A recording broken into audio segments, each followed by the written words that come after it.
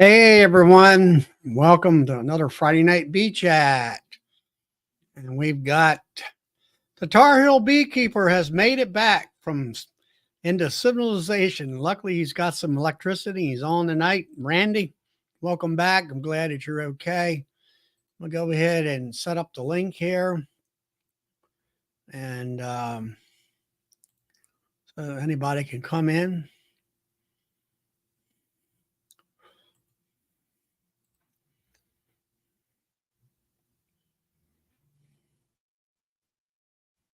So let's see.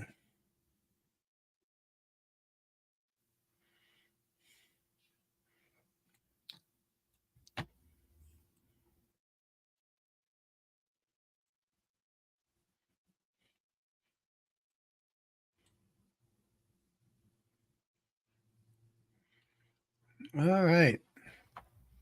Hey, Mike, Keith, Brian. Let me see if I can get the invite here.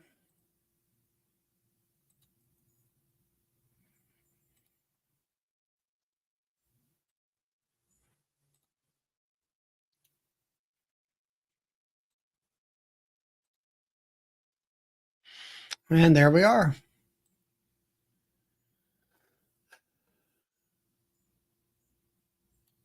Hey, Brad. Toy. Yep. Good to see you. Brad the Bee Man up there in Manitoba. 11,000 pounds of honey and counting.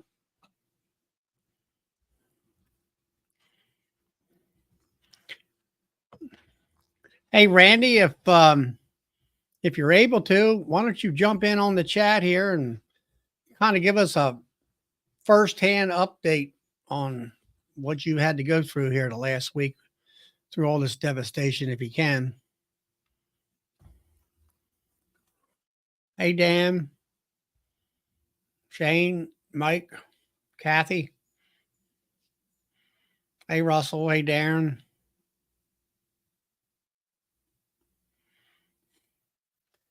So anyway, here at the home place, went out yesterday, had 40 gallons of sugar water. I believe it's going to be my last tank full for this year. I pumped it all. The hives are full. I got about 15 gallons left. Probably see them, probably go into them Sunday. Hey, Lee and Norman and Pastor Larry. And try to get rid of that last 15 gallons. Then I'll start taking feeders off after that. They seem to be pretty much full. It takes them about 3 days to get a 2 gallons full of feed into the hive. It was finally sunny today. It was sunny actually yesterday for the first time in about 12 days. It's been misty and overcast and rainy, all that kind of stuff. And that's what's up the thing. I did check a hive that it was actually a nuke. Hey, Matt. Matt's having a tough night at work. Can't get that tractor and trailer around to the stores.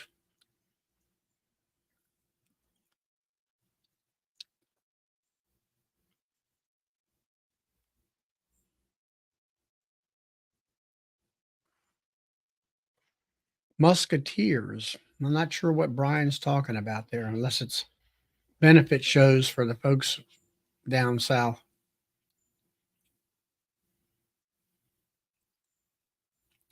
Too many cars in the way. Yeah, I guess all them McDonald's parking lots are full of cars. I don't know how you guys get them tractor and trailers in there to begin with.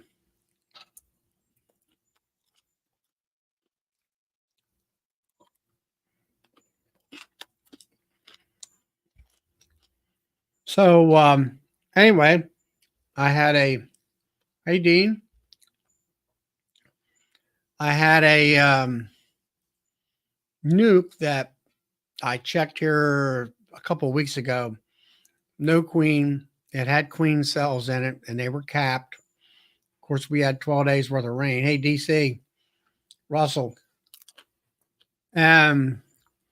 I went in there yesterday while it was beautiful weather, and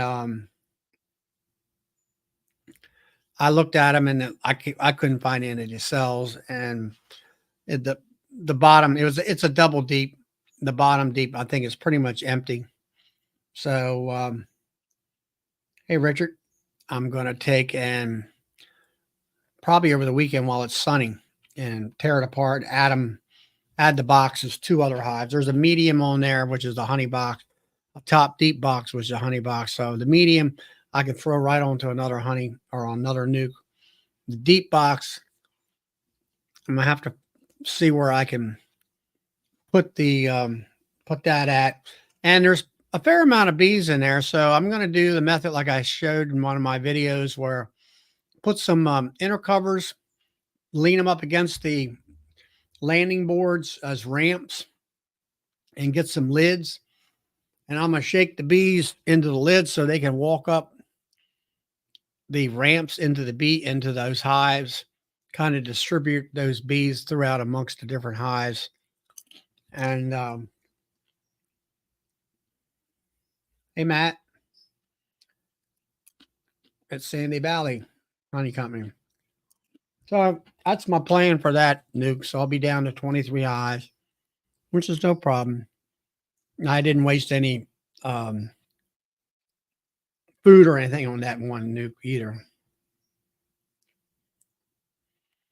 So that's what's up with me. I got a fresh bag of popcorn for tonight. So I'm in good shape. 50 of you on there.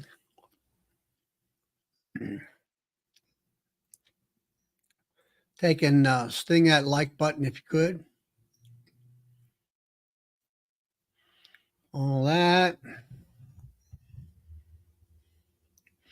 Yep. Thanks, Matt or Brad. I mean, yeah, just I'm gonna shake the bees out, let them walk on in like I did. I think you or some of the other folks were telling me how to do that, and hey, and all that.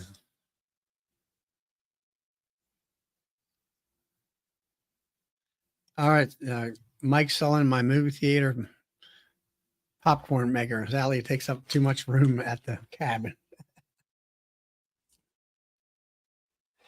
Yeah, yeah, like say everybody, Brad there, he talked about how to just shake the bees out front. And like I say, I have some inner covers. I prop them up on an angle. And then what I found is I take some telly covers, lay them on the ground upside down, kind of makes like a trough. And then I shake the bees in the trough and kind of keeps them together out of the ground and off, and all that. And they'll walk right up that um, ramp right into the hives and stuff. And of course, the older bees will fly back to the original hive, which is not going to be there. And everybody does well that way. And all that. So, I was looking for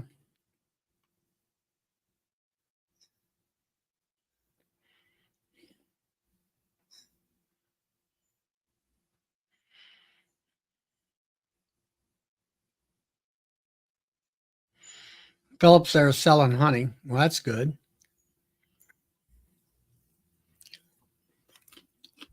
So, Brad, do we have an update on the amount of honey you've pulled in? I know you stated in Facebook 11,000 plus pounds.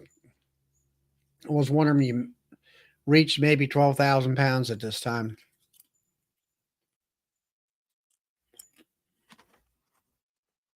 All that. Um,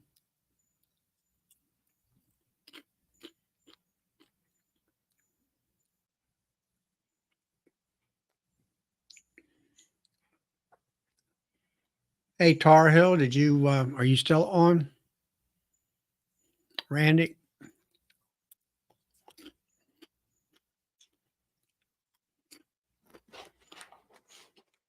Hey, there's Alex. Hey, Alex.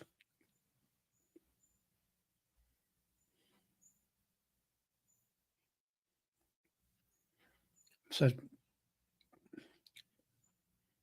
Brad's going to come under just a little bit under 12,000 pounds. Well, that'll work out well. There's Phil. Hey, What'd you do? Have a knock at the front doors? Hey, I need honey. well, I knew she was coming over. It's something I'd been working on for a while, but it's kind of a weird deal. They they bought some. She hired me to do some like wedding favors, those little small jars. Yep. Yep. I did those, and then the wedding got canceled, and then she ended up still buying What most. happened? The groom got smarter or she got afraid? No, it was kind of a crazy deal. The bride had heart surgery at the last minute, Really? and they ended up going to the justice of the peace instead of having the big wedding. So, but she just gave me an update. Uh, well, I better not say exactly what she told me, but let's just say the daughter-in-law is doing a lot better.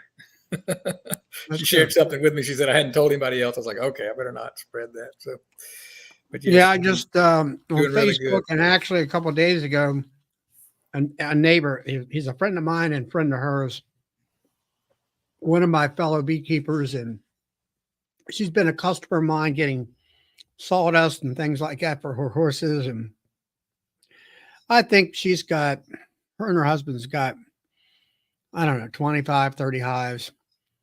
And she wound up in getting an operation. I don't know exactly what, but I know it's, cancer related type of thing. So hopefully she's coming home. So hopefully everything is good for her and all that. Let's see. I know that Randy from Tar Heel Beekeeper, he's been out of commission due to the fact that I think he's north of Asheville. He just got his electric back here a day or so ago.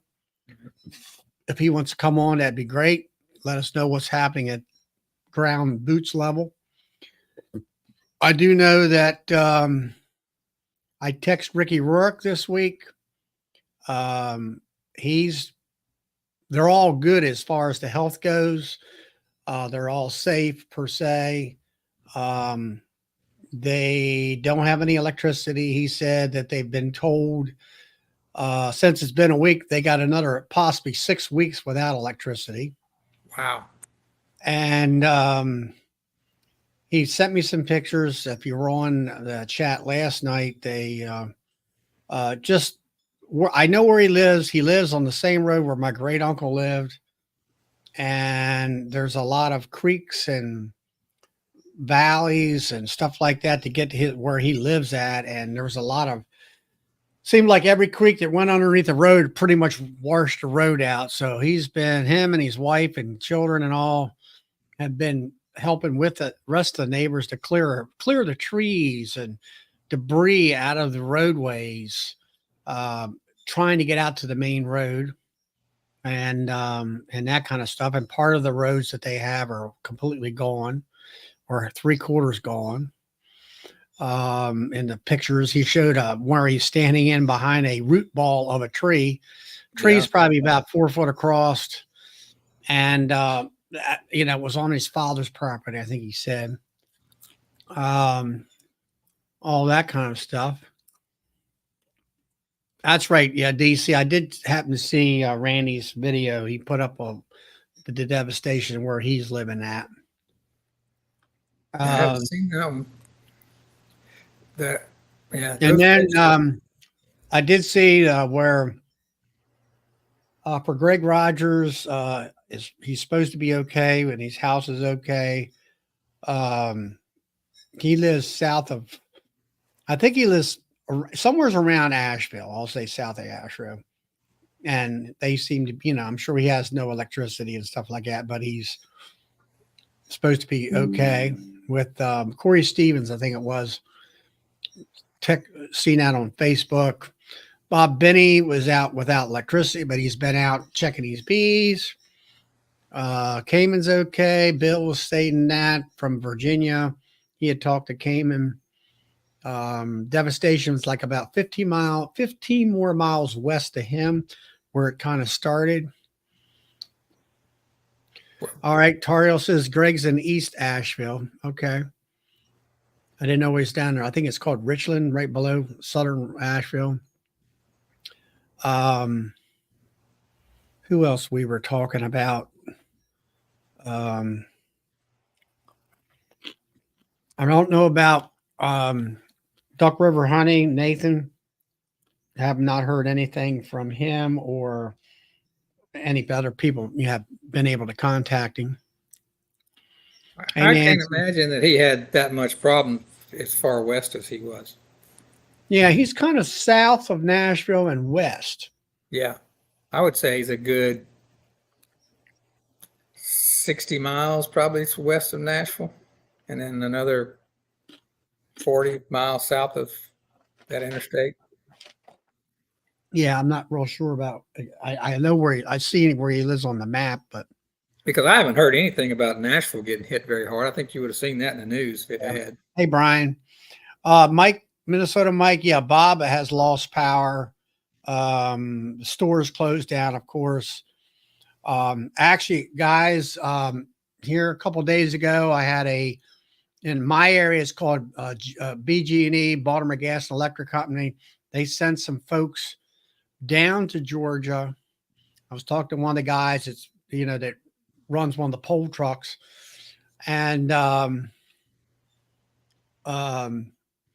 he said his friends who are working in Georgia to replace the power lines, he said there's one area there that they were in, and there was over a mile long of poles are completely gone and lines are completely ripped down. I'll say that 1 mile plus area, and they have to put 90 brand new poles in. And then once they get that, put in and then put the wires back up and get everything together, he said there's another section that they're going to, which is it's an additional 30 more poles.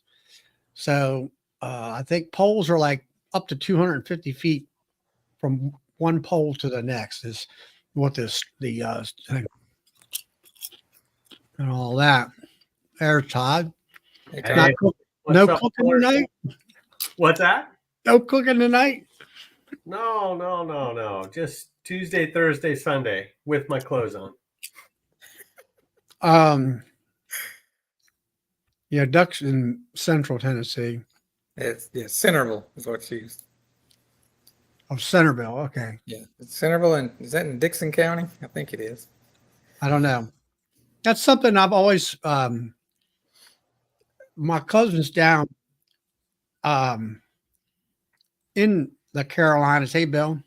Hey, hey, Bill. They always talk about, well, that person's over in, this county or that county or this county. Up here, it's like, well, we talk, well, that person's in this town or, different areas. It's just kind of an odd way. I guess maybe the towns are so small. I have a lot of cousins. Yeah, I have a lot of cousins that live in Dixon County. They live in a little community called Bonacqua. I mean, it's really little, like 100 people little. And then, yeah, Centerville's like the bigger town, I think, near Bonacqua. And my mom grew up in Williamson County in Fairview. Hey, Brad, Kathy, yeah,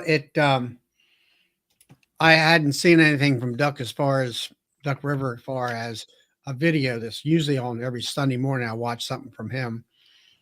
And of course, Bob didn't put anything out because he doesn't have any electricity. And I was wondering why he called himself Duck River Hunting. Well, there's the Duck River down there. That's why he calls it that. So I looked it up on the map and stuff. Yeah. How's things in Virginia, Bill? Well, it was sunny and dry today for a change. Actually, the sun did come out here too this afternoon, and actually yesterday. This morning it was gray and overcast again. And all that. A little warm today.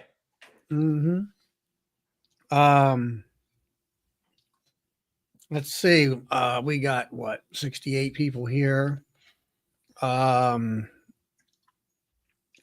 Why don't we can do it now or later? I'm sure you would, anybody that was going to the Virginia Beekeepers Conference, Bill, you want to tell them the latest news on that down in Whitville, Virginia? We were supposed to have a meeting tonight, and only 2 of us showed up for the meeting, so we didn't get to have it. But it's postponed right now until February. And as soon as I can get this meeting rescheduled, that may change as well. We're not sure yet. Due to the storm and everything. Mm-hmm. We just don't want to put any undue pressure or create any chaos for all the beekeepers down there, because I know everybody lost a lot of stuff and they're trying to rebuild and everything else. So Jeff Thomas there, he no relation to me, but he guy was in a bad car accident 3 weeks ago and got T-boned. Not good. wow. And it was his work truck. So luckily he wasn't in a car, that's for sure. Yeah. Well, Jeff, we pray for you and everything to get Bell, better and all. Hey, Tar Heel. And Tar Heel's back tonight. He finally got his electricity back. And all that. So what's happening, Todd, out there with you all? Anything? Hot and dry. Hot and dry. Yeah. I seen some stuff on. Did your daughter place in the championship? Well, that was a memory from 2018. Okay. She won the dairy goat competition at the fair in 2018, and then 2019 she showed a boar goat and she didn't do very good. I think she finished 6th place. She was a sophomore and first time that she showed that breed. But the next year she won reserve grand champion of the fair. So as 2nd place goat, there are a lot of market goats in that fair every year. There's easily, I would imagine easily 250, 300 goats that get shown every year. The boar goats, the kids loved it to do the boar goats. I guess because one, they get a pretty good price at the fair. Right. But yeah, Right. so that just popped up on my Okay. Facebook timeline thing. I did see where Randy said he won't be able. He's not in a position to come on tonight. All right. Well, that's fine, Randy. If anybody look up Tar Heel Beekeeper on YouTube, I guess it is. He put a little video out of what it looks like around his house and stuff like that. Hey, Jack and Nanette. Mike, it's a boar goat is what it's called. It's raised for meat only. Meat goat, or they call them market goats. Yeah. Or around here they call them feeder goats. Feeder goats, yeah. Yeah. And there used to be there used to be a guy next to me. He passed away actually suddenly, but he was raising them and going to do great wonders with them. And you don't hear much about people about getting them anymore. Whether the fat just went by the wayside or not, I don't know.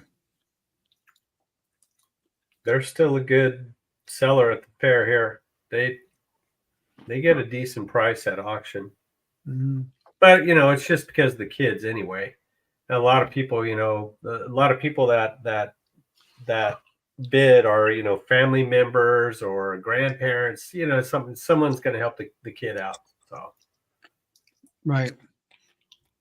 And all that. I've seen Hannah and Tim here. We'll say hi to them. My daughter was going to take that goat and go run jackpots in the summer, but she didn't do it. Uh-oh. What do you mean by that?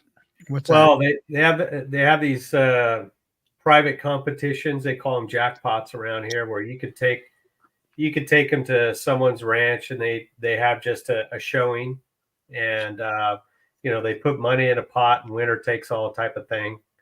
And that goat probably could have won some decent amount of money, but in the end, she decided that she didn't want to do it over the summer, and so she sold it to somebody else. And I guess that person wasn't a student. It was some lady bought it, and they did pretty good with that goat. But they'll take them all over the place. They'll take them, a couple 300-400 miles away to go into a jackpot. It's just, they're popular around here. So, Bill, what's happening with you out in Texas there? Well, I'm supposed to be getting ready for the market, but I'm just slumming with you guys instead. But No, yeah, I mean, well, how's weather wise, and Oh, you were talking about honey coming in and all that stuff. Wasn't too great. well, it was hot. It was hot. It got hot again, so it's been up in the 90s this past week. Hopefully, it'll cool off in the next few days. Now, I am going to go into my bees here in Capel tomorrow. It's going to be pretty late, and see if they're putting on any honey. I'm hoping they are. I don't have much hope for the ones out in the country because there's been no rain at all down there for a long time. Well, I wouldn't say none, but it's not been enough. So, yeah. That's out there where you have your shack out there at the farm or whatever it is. Yep. That's it. But that's pretty much it. Once I get to like November 1st, I'll pull all my supers regardless of what I have, and then I'll try to treat for mites. Probably do an OA treatment, and then I'll probably throw some Appy tablets on the ones out in the country. Mm-hmm. Yeah. See. Let's see here. We got. Now, let me remind you guys, tablets are a feeding supplement, and that's all I'm going to say. That's why. I mean, if they're going to have to battle mites on their own, they need to be in their best health, Todd. No, that's correct. That's correct. I'm glad you clarified. I'm just making sure.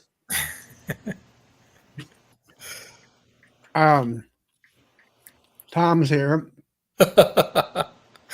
He had his knee operated. I want to replaced, I guess is what it was. So hopefully he's doing. I know he was on here. Was it last week or something like that? It was swelling up a little bit, but hopefully he's doing better this week. Another week later. Yeah, I hope he is too. Friend of mine stopped by. He had his knee operated on about 3 months ago. He said, Tom, and he said he had to sit down after a while because they get the swelling or get the aching a little bit and all that. So I see Brian with Castle Hives has been in here talking. I think him and the other Brian, the I Brian and the Y Brian, are talking about markets, and I think Brian has started doing farmers market. It'd be nice to hear how that's going. I think he was worried about moving his honey, and then when he finally got into markets, I think he's moving it pretty good. Well, I haven't tried tablets deep fried or breaded yet. That's an idea, though. That might be something to think about for Turkey Day. Get those fryers out. Right. So yeah, Brian. I don't know how you sell your honey, but I sell mine in like 3 different varieties, two springs from 2 locations, and in the fall. And as I got really low, I think I took some advice from Russell Koopman, who said put them in smaller containers. And after I did that lady's her wedding shower bottles, I said, you know what? I think I'm going to take my last half a bucket and put it in these little small jars. And it's not just them by themselves, but I put all 3 in small jars and put them in what I call a honey sampler set. And that's going to help me get all the way to Christmas now with my honey, because I tell people don't fall in love with this, or you're going to have to buy a lot of tiny jars. It's very expensive, but I end up selling about 10 of those samplers at about $20 a piece every weekend to go along with the other honey that I'm selling. So it's turned out to be a pretty good deal. Nice. Yeah, Brian Castle Hive said he did that with 8-ounce bears and 2-ounce bears. Yeah, 2-ounce bears would be good. Yeah. Let's see, I was going to say something here. Yeah, this is my little sampler set. Let me get it back here where you can see it. How do we do this? So anyway, and I have I got a roll of shrink wrap and what is that thing you have that seals the plastic and cuts it off? I forget what you call that thing. That But, heat thing. Yeah, it's a heat. Yeah, it's like a heat strip on it. You can't really see the label on the top, but Those are how many ounces in those? they hold 3 ounces of honey. 3? Okay. Yeah, 3 each. So there's 9 ounces total in there. So it's a pretty decent amount of honey. It's just, it helped me spread out the Capel spring honey that I was running out of. Well, you get them to at least look, buy that, and you got a sampler of all the different honeys you got. Right. And then you might get them hooked in on buying stuff. Right. Lynn wants to know how much you sell it for. I sell this for 20. These 3. And Lynn, he makes the boxes himself. Yeah, I use this. I make a lot of my own equipment, so I just have a lot of scrap left over, and I just use the scrap to make the boxes. I don't buy any wood from it to make it. So, Tom, how's the knee? Knee's doing really well. That's still swollen right around at the knee, but they told me in PT not to worry about that. That'll, you can't, ice won't do anything with that kind of stuff because it's all locally, still healing. But I can now, with holding onto the railing, walk up and down steps the correct way versus one step at a time. And yesterday I probably walked about 3/4 of a mile, and today about a half mile. So I couldn't do that before surgery, walk that far. So Are I'm they better now telling than you I to, was. are they telling you to walk that far to exercise it and all that? They said if I can, yep. Just don't go. They just reminded me, don't go too far because you got to walk back. Right. So yeah, and I got 3 different exercises I have to do every day, and boy, they're not fun. Mm-hmm. Yeah. So, It just it hurts my knees when I do it. But they say that people say I'm doing unbelievably well, how fast I'm healing. well, it's all I that told bee them- sting therapy. Well, I told them it's all the beekeeping. It's all that pollen, all that honey. Yeah, but I then you mean- get those bees come around there and sting that leg up a little bit, and then take care of it. Yeah, and have some venom therapy. Yeah, you don't need painkillers. Just go out, grab a couple bees, and have them sting you in the knee. I know, it works. Yeah, I'm back. Sorry. free medicine. Yeah. Free medicine. So so I'm happy I did it. It's gonna be I'm glad that you're having a good outcome and all. I know, like I've said, a friend of mine, he stopped in here a couple of days ago and he had it done 3 months ago. And he's doing fine, he said, except if he stands for a long period of time, I guess it gets to hurting him a little bit. He's got to sit down and rest it up. And all Yeah, that. I could see that. Actually doing both, sitting for a long time and standing. It's kind of like locks up. So I have to keep moving it. Do my little exercises. So everybody doing good? Yeah, for the most part. I mean, slowing down that time of year for me. Yeah, I'm prepping for winter time.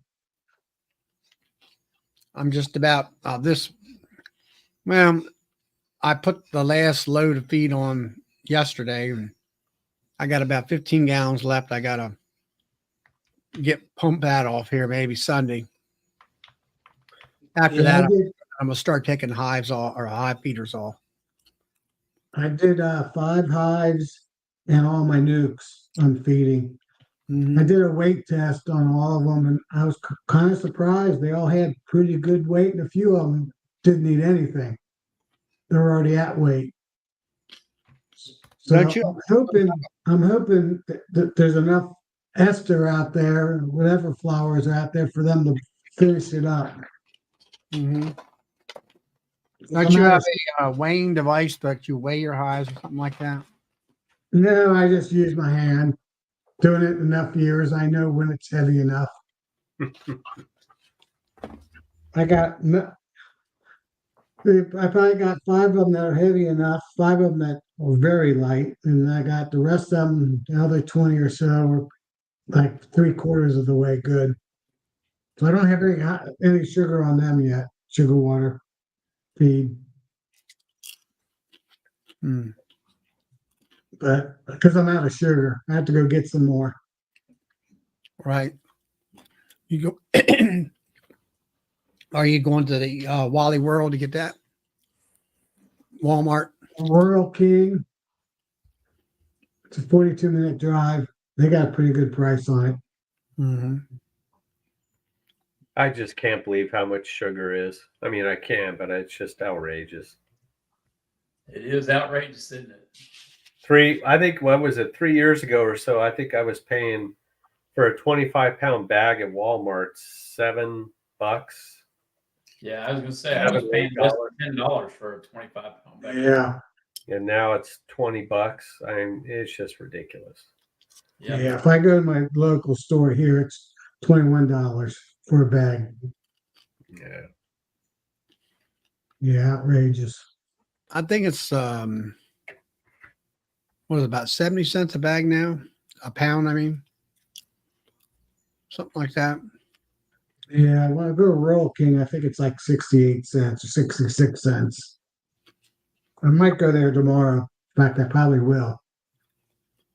Pick up a couple. They have 50-pound bags, so I'll probably pick up 2 more bags.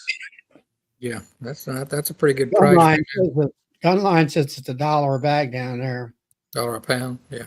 $1 a pound. Wow. I kept a track of all that stuff over the years. Um, Man, Sunday before my surgery, a guy said, "Hey, come tomorrow morning and pick up some 25 bags, 50-pound bags of sugar, 21 cents a pound."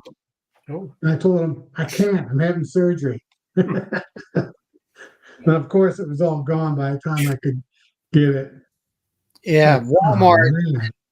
May of 2019, 25-pound bag. It was 33 cents a pound. Ah, Yeah. And If I 20, wouldn't had my surgery, I could have got for 21 cents a pound. Wow.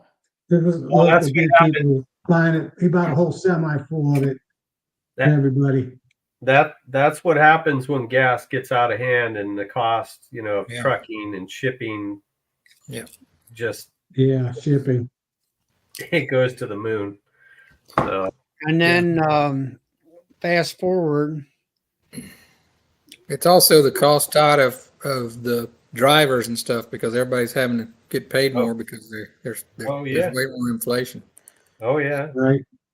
I mean, that's Yeah. what's going on. Down. That's what's going on with those longshoremen is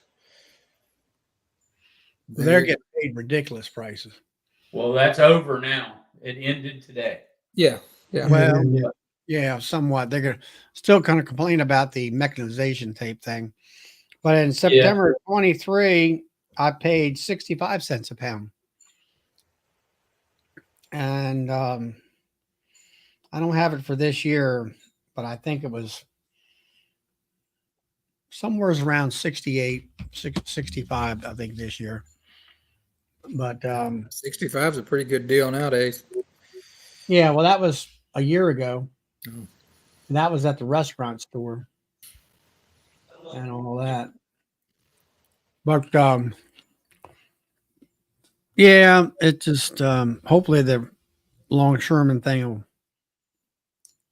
they got that solved. Yeah, it's getting to a point now. I got to raise my honey prices because I'm only selling my honey at 90 cents a pound or a dollar a pound. So, Dollar up and a pound or an ounce.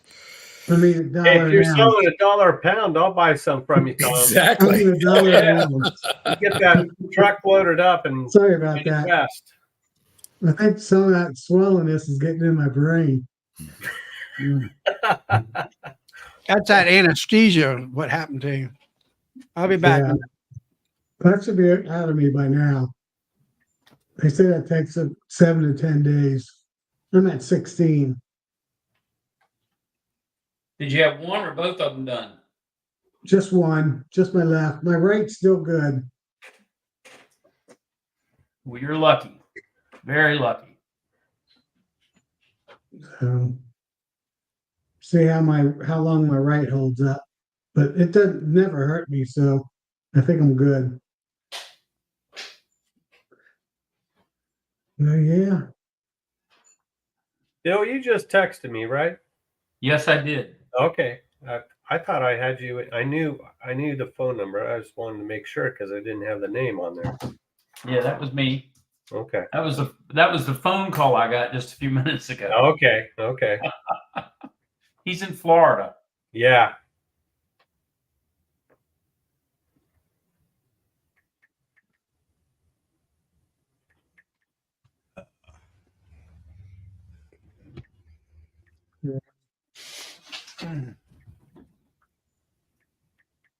So, if anybody's thinking about buying those jars on Amazon, you have to be a little bit careful. You can get that. This is a 2-ounce liquid ounce, which holds 3 ounces of honey, but most of the sales are like 1.5 ounce. So you'll want to be careful.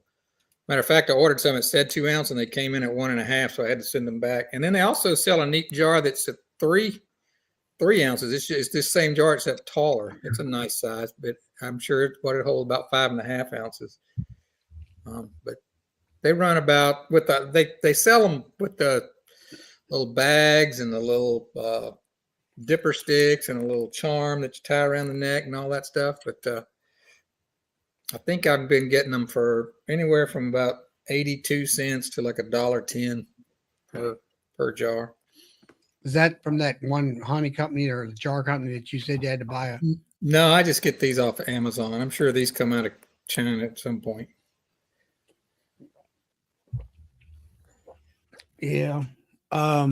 Anybody, Todd, have you heard anything from Bob Walker? Yeah, I talked to Bob yesterday. He's working. He's just working. Working. Yeah, he's sleeping right now. I hope. Yeah, But- I guess he has to work tomorrow morning, I guess you would call it.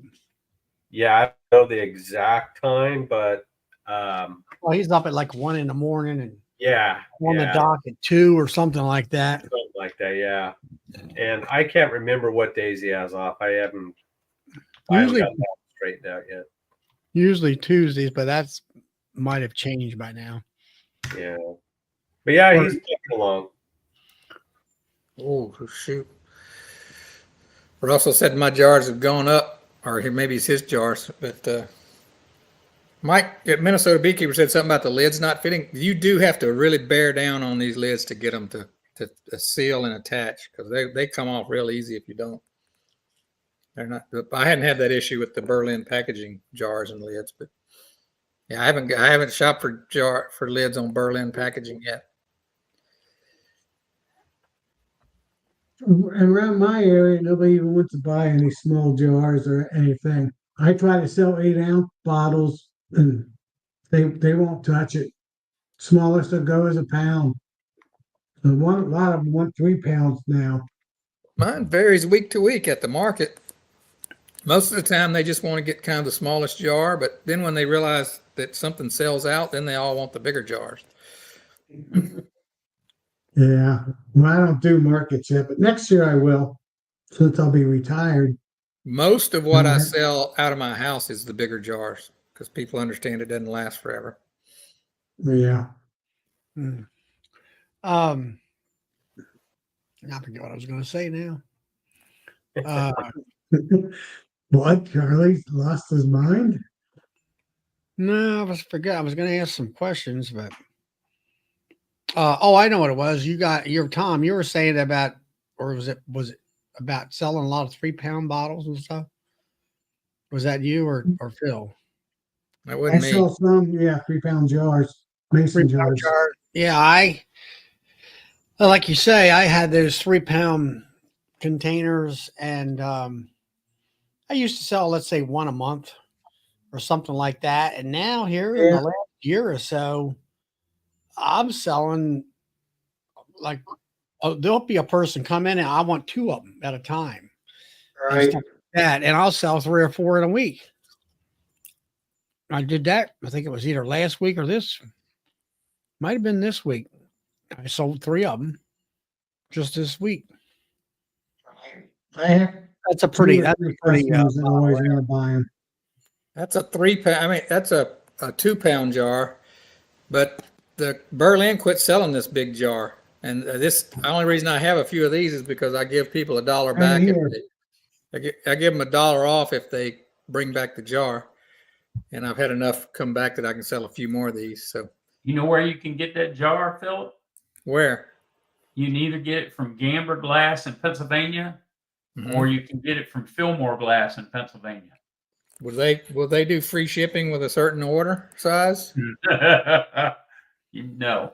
I couldn't buy it from Berlin if they didn't give me free shipping with $300 order. Yeah. Because glass they costs don't- just as much for shipping as it does for the product. Right. They don't ship anything for free. Yeah, okay, yeah.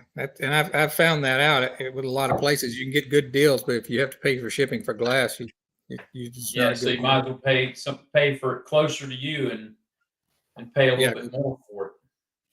Yeah.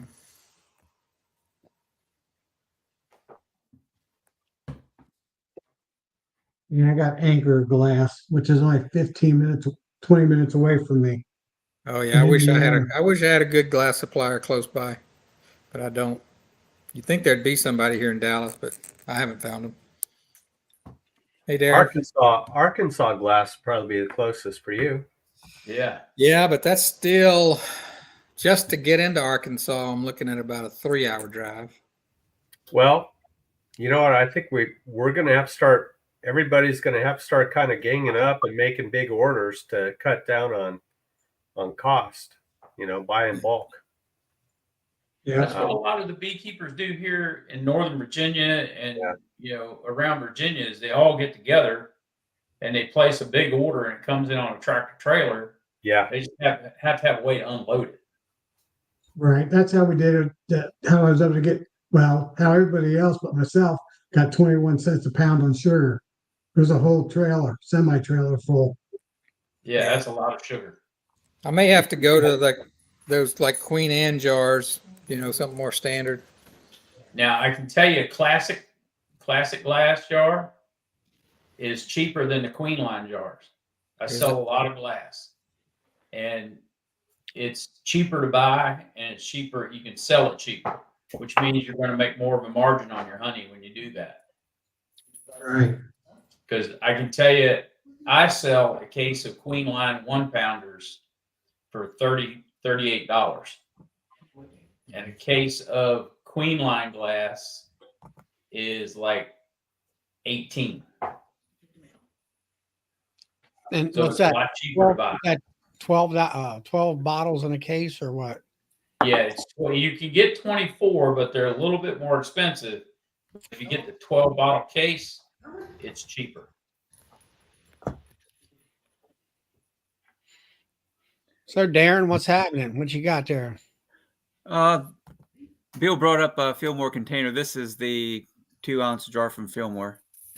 I just ordered some of these.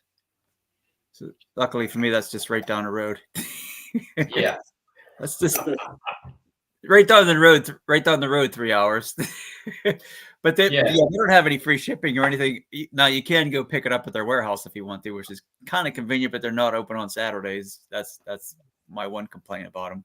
But I often thought that, like, if a bunch of people got together somehow and just placed one big order, and like I don't know, there's some people regionally, and then you kind of like dispersed them somehow. But yeah, Don't you guys have a bee club up there that does that? no, we don't have a bee club up here that does much of anything. I mean, the one that I president of, we go and buy bulk containers for everybody. Of course, the one good thing is we're close to Gamber, and we're an hour from Gamber, which container company, and we buy bulk containers, glass and plastic, and distribute it through amongst our club members. Whatever they order and all that stuff. And Excuse me. then we have we'll do a sugar order, and also like fondant. And we got one fellow with a pretty nice trailer that they can load all that stuff on there and all that stuff. Yeah. Rodney wants to ask Phil, is Libby Glass still in Shreveport? Is it Libbey? I'm looking it up. There's a Libby in Toledo, Ohio, Columbus, Ohio, Monterrey, Mexico, and Hebei Province, China. Yeah. Shipping so much from there. So that's all I could find online for that. Now, when I Googled it, it said I got encouraged because it said Libby, Fort Worth, which would be great, but it doesn't. They don't say they have one. Well, here's one: Libby Glass Village Creek Distribution Center in Fort Worth. I might be able to help you. Hang on, Philip. Oh, this is a construction.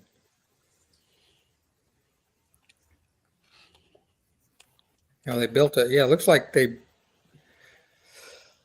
built a distribution center in Fort Worth. It was expected to open in January 23. So maybe there is one nearby, but it's not on their website.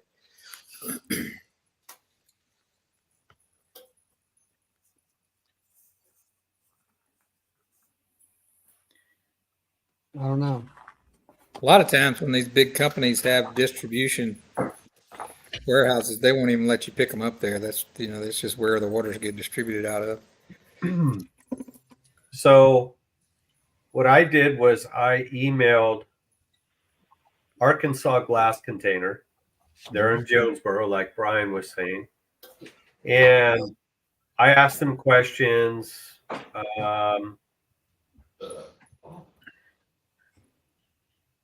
Basically, like, hey, do you have this jar, this ball, just general questions. And then I asked about shipping.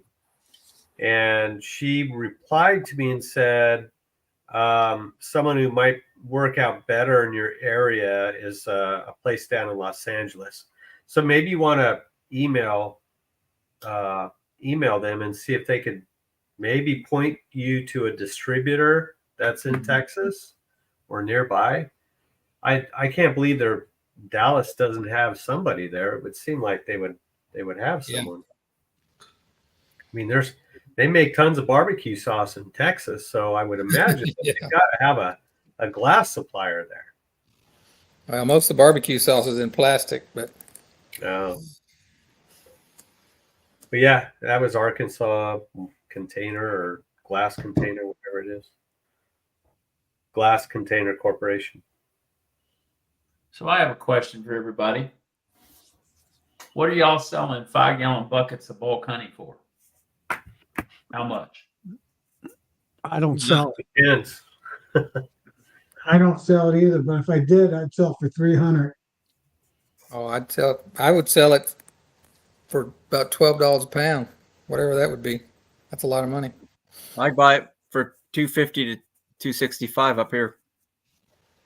I don't sell it. I buy it. Yeah, I'm just saying. If it's wildflower, I could find wildflower for $180 a bucket. If it's orange or alfalfa, something like that, I'm looking at $220, $225, somewhere around there. Yeah, I had a gentleman come in the store today that asked you know, he wants to sell some honey, but he's not sure what to sell it for. So wholesale price that I found was $207, and then the retail price I found was in the $300 area. Well, The now, other does he have a from a 60-pound commercial- bucket? Is that a 60-pound bucket fit, Bill? Yeah, 5 gallons is technically it's 58 pounds, but you can put 60 in it. But it depends on the commercial guy. Is he straining it for you, or is it just straight out of the extractor? Oh, it's just raw strained honey. Okay, if it's strained, that's different. If it's got chunks of wax in it, then that's something else. Yeah. Because it depends on who does it. They might not strain it or filter Yeah. it. Yeah, I mean, mine is like about $600. What I would get for it if people wanted to buy it. But I do sell a little bit that way, at $12 a pound. And I'll tell people bring their own containers. I used to sell it. I started out selling it for $8 a pound, and then I went up to 10, and now I'm at 12 because I'm going to sell it my price. Now I'm in an area that gets a lot more per pound, but I priced my roughly 1 pound jars at about $12 a pound. I mean, $14 a pound plus about $2 for the container. So it comes out to be about $1 an ounce. Like Tom. Oh, so you're charging for the container too, not including the container price in the honey. Yeah, I sell for my Capel honey, I sell a 13.5 ounce container for $16. And for my Richland honey, I sell a 15 ounce container for the same for $16. Both of them are 16. All right. Yeah. Tom and Melissa sell all their 5-gallon bucket for $360. Yeah. Around here it's $275 to $300. I So I'm would selling a whole bunch of them, it'd probably be $275, but onesies $300. Yeah, I'm kind of painted into a corner because I'm marketing myself as being, micro local, and also, I don't mix honey, and they know exactly where it comes from. Right. So if I started buying it from other people, that would kind of mess up my whole sales pitch. So around here, alfalfa / cotton is $200 a bucket.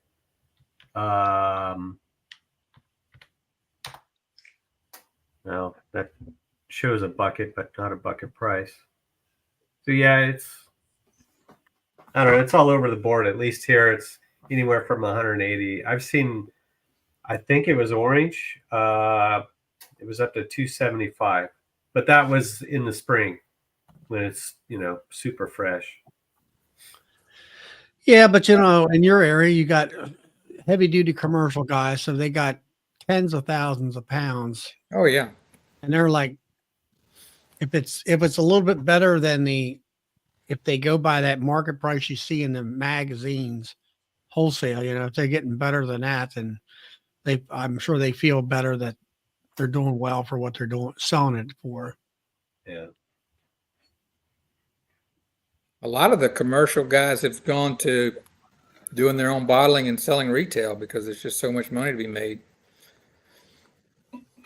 Yeah, I mean, or they're like Brad, where he's wholesaling. He's got a route that he wholesales to. Thanks, Norman. To stores and stuff like that, where they're retail, wholesaling it to the store, and the store retails it, and they kind of cut out the middleman shipper. Of course, Brad does have to have a guy up there where he lives package it for him. So if they're selling it for $300 for a 5-pound bucket, then they're getting $5 a pound for it, right? If it's 60 pounds. So that's probably double what they can get by taking it to the packer. So yeah, I could see them wanting to sell it that way. See that company up here in Pennsylvania, they're actually on the Pennsylvania-New York border up near Wellsboro. Like if you guys have heard of the Pennsylvania Grand Canyon, and they actually have delivery vans. They go all over the East Coast selling their honey. Like I thought that maybe he'd be selling it to like mostly like meaderies and stuff. And he said he just sells it to restaurant. A lot of his customers are out near New York City, he said, but they have these 2 vans that go around and just like drop off this buckets of honey. And that's been their market for like the past 30 years. But I tried to like narrow it down. See, I try to do like, I'm trying to like do this. Like I have my local honey, and then I have my honey, like my creamed honey and like my blends and stuff like that. That's what I'm using his honey for. I'm buying his honey and I'm blending it or making hot honey or whatever.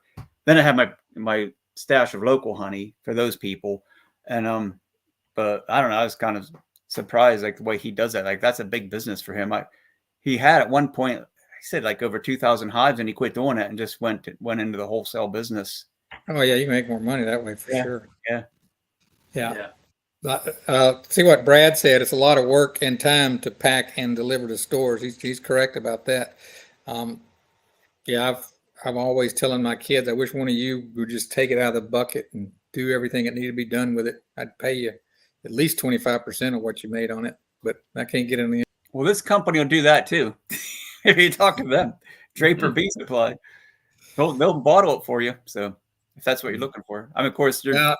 Well, you know, I just want to get out of the work, Darren. I don't want to give up the money. I know. You don't want to get out of the work.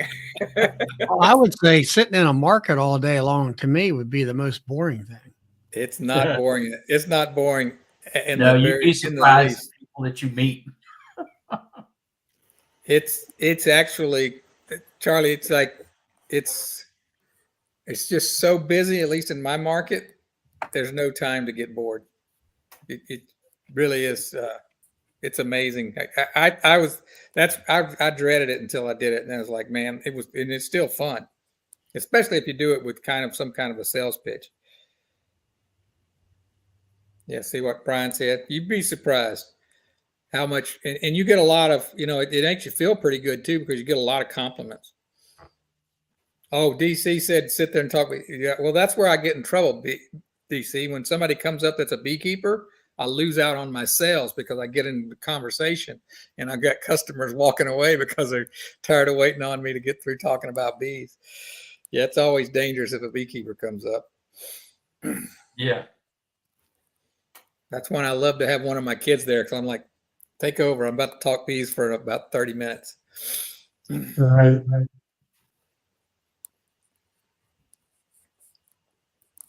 Nancy does. She'll talk to 100 people or more.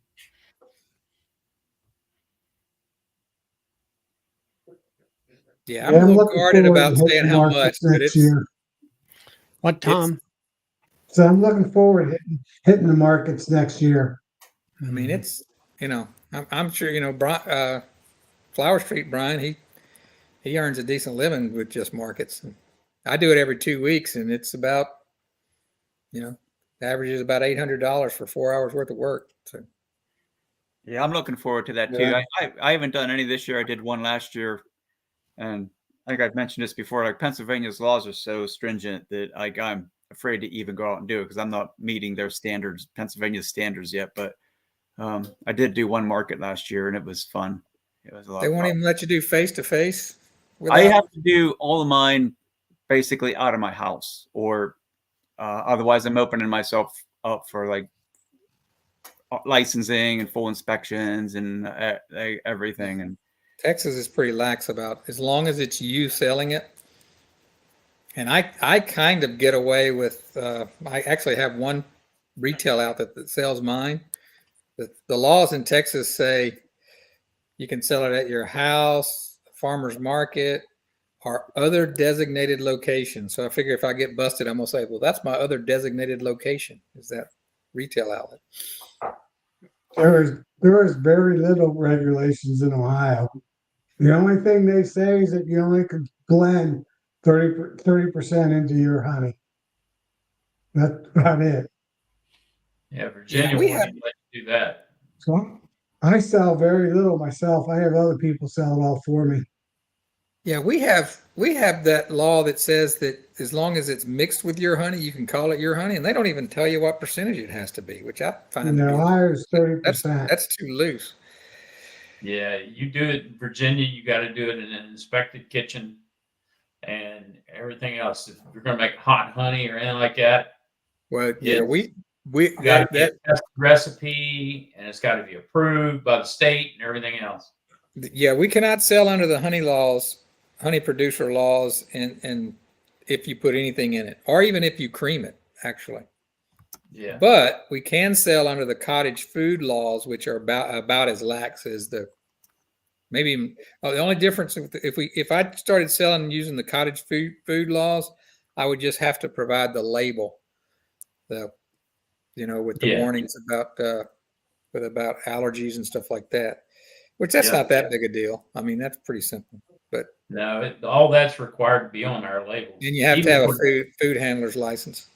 Yeah, we don't have to have that, but we fall under the cottage food laws. We can do up to 250 gallons before we have to do an inspected facility. The labeling requirements are very specific. Even if we're going to give honey away, it's supposed to have a label on it. Well, yeah, we do have to have the labeling restrictions too, but they're not that. They just you Same basically thing. have to have your name and address on it. Yeah. That's really all. And I don't put my address, but I put my email and on there. So and it's been tested. They because there's a lot of people that don't want to give their home address out. Yeah. And so most of the regulatory agencies goes, you know what? As long as you've got a way for them to contact you, if they need to contact you, that's what they really care about. So if you go to my website, you can find my phone number. So, and I can't remember if my address is on there or not. I don't think it is.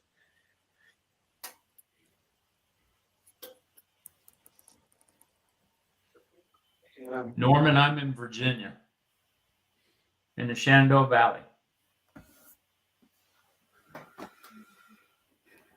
I saw a video. As far as here in Maryland, you can sell your honey, you can sell regular creamed honey, but when you add something to it, that's when you have to have a commercial kitchen Yeah. and that kind of stuff. I saw a video of a lady that she made a little one of those little it's like a little curbside store, but it was a self-serve, and she sold a lot of things in it. It was just cottage food stuff. You couldn't have anything that required refrigeration, but they shut her down because their law says face-to-face. That was up in Michigan, that lady. It probably was. Little silver cart looking thing. But Yeah. if you notice what she said there, I was listening to her. I didn't listen to the whole video, but she didn't have labels on her honey and stuff. She had, well, my business card was there and you knew where you bought it from. Well, that don't work.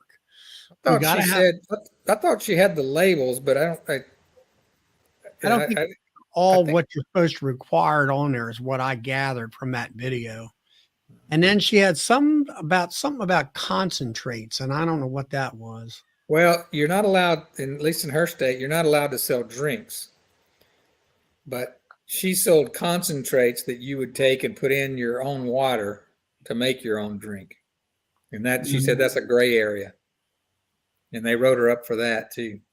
They wrote her up for about 3 or 4 things. Wow. But she said they don't even let them sell things like pickles and other canned type foods. Yeah, because a lot of people don't can that stuff right. They water bath it when it should be in a canner, and they can it when it should be water bathed, and it depends on the pH and the acid that's in it. Yeah, well, I agree with that for canning, for things like beans and things where you use hot water. But if you do pickles inside of vinegar, there's not much that can go wrong. Yeah. Yeah. I mean, that can sit out on the counter with the lid open, swim, and there's not much that's going to grow inside of that. That's it's almost like formaldehyde. Bill, Matt wants to. Bill's up in Woodstock, Virginia, off of 81, and Lynchburg's across the mountain. Yeah, I'm 2.5 hours northwest of Lynchburg.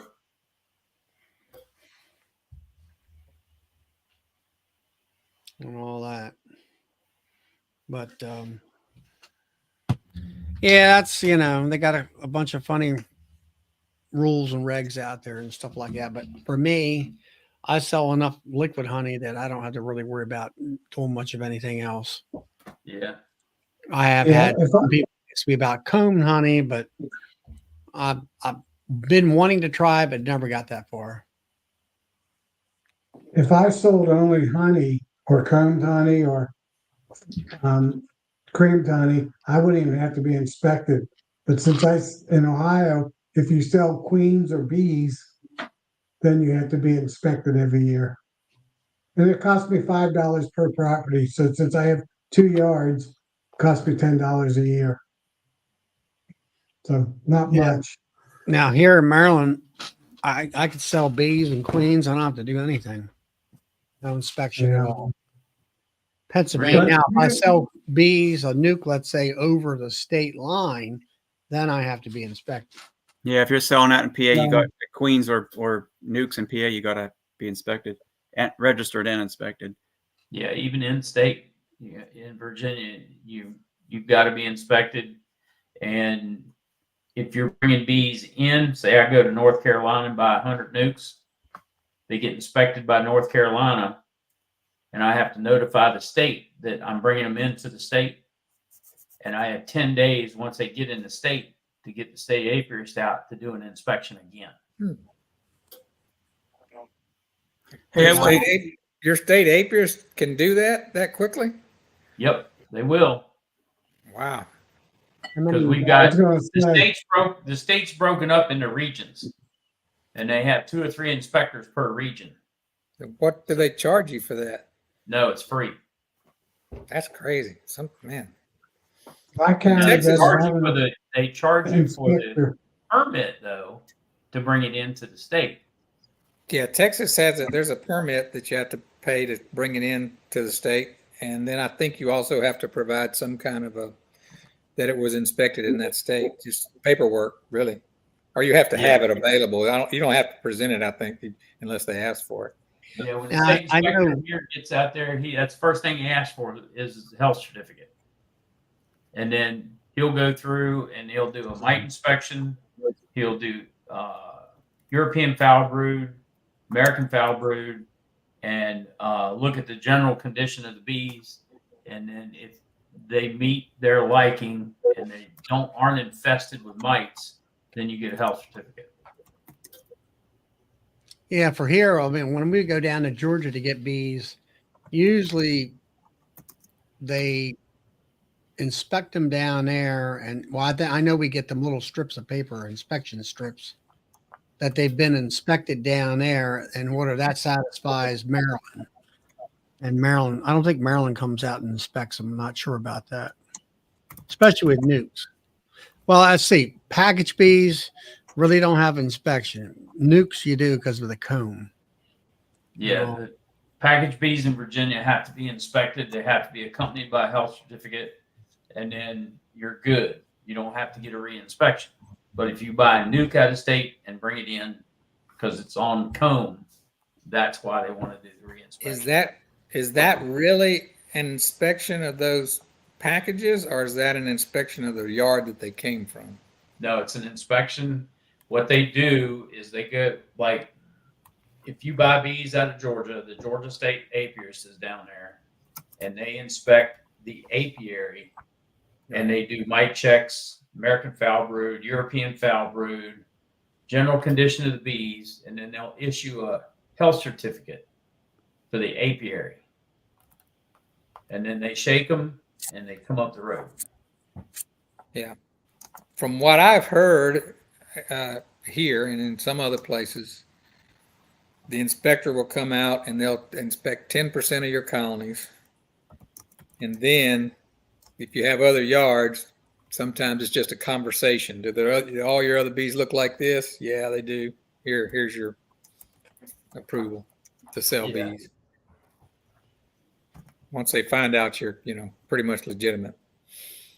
Yeah. And once they've been out 2 or 3 times here to your apiary, they they know your apiary, they know you're going to take care of your bees, and they're usually pretty good about it from that point on. Yeah. So earlier in the chat, Mike was asking about people that would compete to design your label. I hadn't heard of that, Mike, but I have heard of places that will compete to design your logo. And I think it's a set fee, and all the, it's all these probably graphic designers all over the country compete for a few dollars to, and it also gives them some, something to put in their portfolio. Yeah, I You think get to- Aaron was talking about. I just texted him about Fiverr. If you go there, you can Yeah. they have different categories of consultants and designers, and so I had this guy. Now he's from Pakistan, so if you just want to work with you don't know who you're going to be working with, because if you just want to work with U.S. consultants or designers, and you might not want to go to Fiverr, but he did for me a whole branding package, taglines, logos. Like I got like 6 different logos for him, different colors and designs, but it was all like he did like a whole color, what do you call it, like a color SWAT thing, and like he did a really nice job. I know what it costs at least $1,000 here in the U.S. And so like the way I'm looking at it, you figure like in Pakistan, like $50 is probably 500 worth 500 to them, right? So it's something that I can build on, like something that like if I, it's a good start for me, and if I want to like have improve on it, and I'm feeling guilty for going to Pakistan, I can find somebody in the U.S. to improve on it, somebody close by. The only problem with Fiverr was that it was the communication gap. Like I'd send him a message and then instant message, and then he'd get back to me like 10 hours later, and it was like that was an issue. But it was a really good experience, and he did a really nice job. So I would encourage anybody to go to Fiverr. You can get somebody to do you a whole branding package. You'll walk away. You get the right person, you'll walk away with something that's pleasing to you. Did you say that person's name? Did I say it? Save it. Did you? Yeah. I could find it. I could. Do you want it? So, yeah. Yeah, I'm thinking about it because the gal that did mine has been pretty busy, and I don't know when she's going to get to it. So give me your phone in the private chat if you want to. Put your number and I'll send it to you. Okay. So how I heard about the logo design that way, I think might have been called, I forget what it was called, but I'm actually meeting with the veterinarian that told me about it. He did it for his hospital. I'm meeting with him on Saturday so I can find out exactly who it is. But Charlie, can I share my screen? Would that work? Let me see. Yeah, go ahead. Let me try that. It's under present, I think. Okay, and allow. Is it working? Yeah, there we go. There you go. All right, so I'm up here in this upper left, you can kind of see their logo. It's like a dog and a cat and a moon. And So is that your veterinarian hospital, Phil? I told him I really appreciate him naming his hospital after me, but no, that's actually that area is called Phillips Creek. But yeah, I told him I joke with him that I said you liked your hospital so much that you decided to name it after me. That was nice of you. I was going to say you named a building after yourself, and then also at the same time named a creek after yourself. That's right. That's why I work for so cheap. I get all those other perks, Todd. And I had no idea you were a vet. You get some terramycin prescription from you or something, I guess I could do that. Yeah. I'm gonna bring like one bee to my meeting and have him do a checkup on it. They'll probably charge me $100. He might throw you out of the place too. Well, he's coming to my office, so he can't throw me out. Oh. Hey, Darren, you still got my number? Yeah, I do. Send that to me too, please. Okay. But anyway, I thought that was a really nice logo. I was complimenting on him. He told me that's how he got it. Was to do that. Hey, Brad. Well, hey, Brad, Hey, Doug. So, Doug, you got in first. What's happening in your area in Saskatchewan? You frost? Busy day. Shipped a semi of honey today. Finished the last of the creamer today. Wow. Just relaxing now. Well, you made all the cream honey you can make, or you just made it, just finished a batch? I finished the 14th batch, so we got about 7,000 pounds done. So that should 14. do till spring. Wow. Should do the spring. I think it was 8 barrels last year that you did, and you were running out, and all that stuff. Yeah, just got just about double that right now. So, how's Very Brad good. doing? You got it. Can't hear you, Brad. Yeah, you muted. The cat's got a- chewing on the cord He's again. got to hook himself up, I think. No. Nope. Sign Get language. here.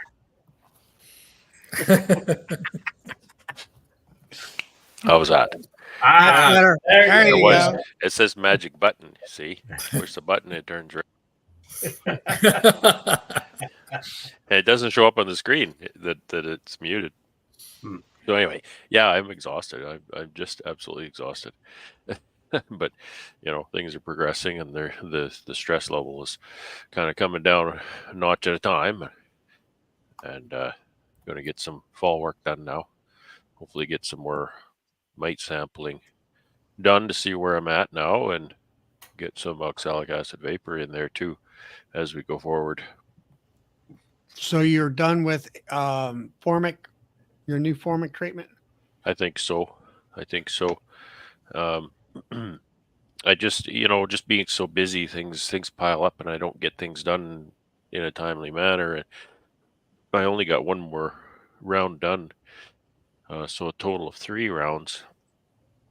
And just my days started falling apart, and there was other things that were just absolutely urgent to do. So I didn't get the 4th round on. But we'll do some sampling. We'll see where we're at.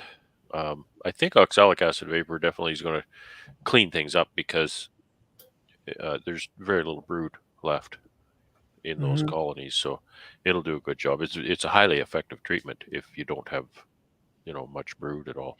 No, you'll get about like a So- 98% kill if you got Oh yeah, little to no brood in your hives. Yeah. That's why it finally took me a while to listen to the science folks, and I instead of doing oxalic acid right now through the end of October, I wait till November and start it and go through the winter time while it's near the no brood, in the hives and stuff. Yeah. Right now, I took a feeder off last week of one of my 10 framers, and I pulled up one deep frame right out of the middle, and it was solid cap brood from corner to corner in there. And so, I mean, there's lots of brood in the hives and stuff right and now. that's that formic treatment that I was using too. It doesn't kill under the caps. Not many treatments do. However, it lasts a little bit, not a lot longer, but a little bit longer than oxalic acid treatment, oxalic acid vapor. I know there's the dribble method. I don't ever use that. And that's oxalic acid's kind of downside, is that it's a shotgun. It just goes off, kills for 36 hours or something, I think, isn't it? 24 to 36 hours. I'm not sure on that part of it. I think it's like probably 2 days or less. Yeah, But- it kills really good for 24 hours, and then it really tapers off. Yeah, but So- now your formic acid, it does underneath the cappings. I don't know about at it your has to be levels. stronger, though. It has to be stronger than what I'm doing. What I'm doing doesn't kill under the cap. So again, it'll kill for 3 to 4 days. Mhm. After 3 days, it's really gassed off. So it's a lot more gentle than like a Formic Pro treatment, but it's also not as, I guess you could say, as effective. It doesn't hit the mites as hard, and it's only 3 days or so. So it's just a bit longer than an oxalic acid vapor, and that's why you need to redo it every say 4 days, 4 to 5 days, get a few treatments in. So, well, that's where we're at. The numbers aren't crazy high. Some of them are fine, but some of them are a little higher than I want. I've had higher, and I've had higher, and had good winter success. So we'll see.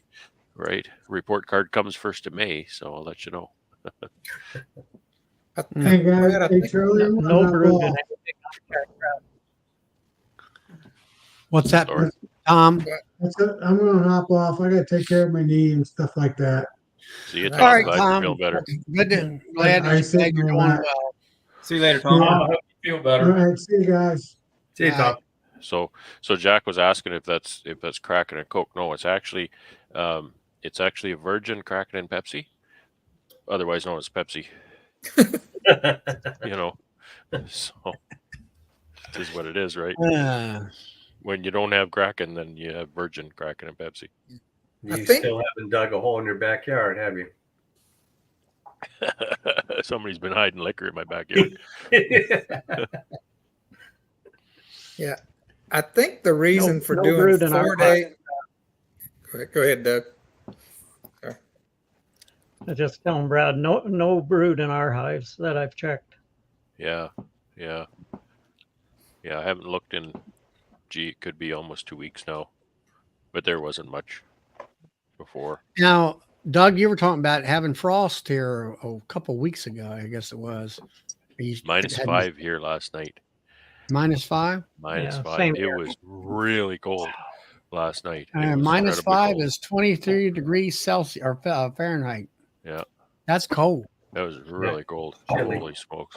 And I was out working late in short pants, too, and I got really cold.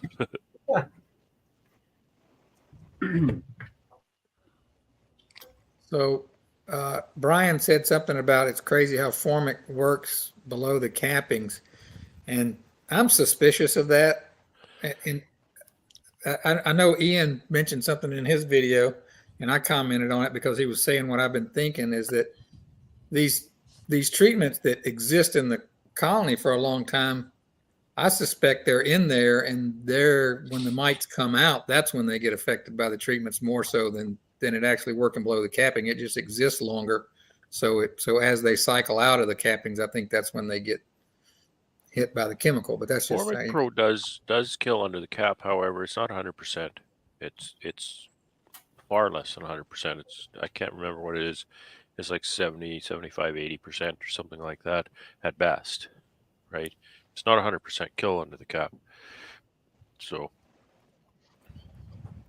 and it's harsh. It's people use Formic Pro, and I don't want to bash it at all. But here's the facts. People say, well, it does. Sometimes even Randy Oliver says, yeah, sometimes you kill your queen, but you don't want that queen because she's not any good. And I don't disagree with that, however. But talking to the guys that have been coaching me with this dry lock pad method, I asked them that. Says, you ever lose a queen with this? No, never. So I think what we're talking about is a far less amount of a dose. I got a monster here wanting up. He gets what he wants. So we're talking about a far less of a dose.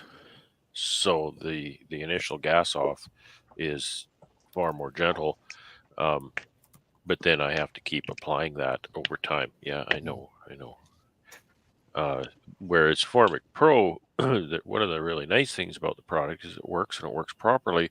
Is it's a one visit, right? Yeah. You go up, you open the lid, you put the pad on, you slam the lid, you come back in 15 days. Whereas the dry lock pads, that's some work. I've got to visit that hive 4 times, and I have to scrape that pad off, and yeah, that's not that easy. It's really sticky and messy. They propolize the whole thing, and it's a little bit of a pain. But overall, I like the method. I'll keep using it.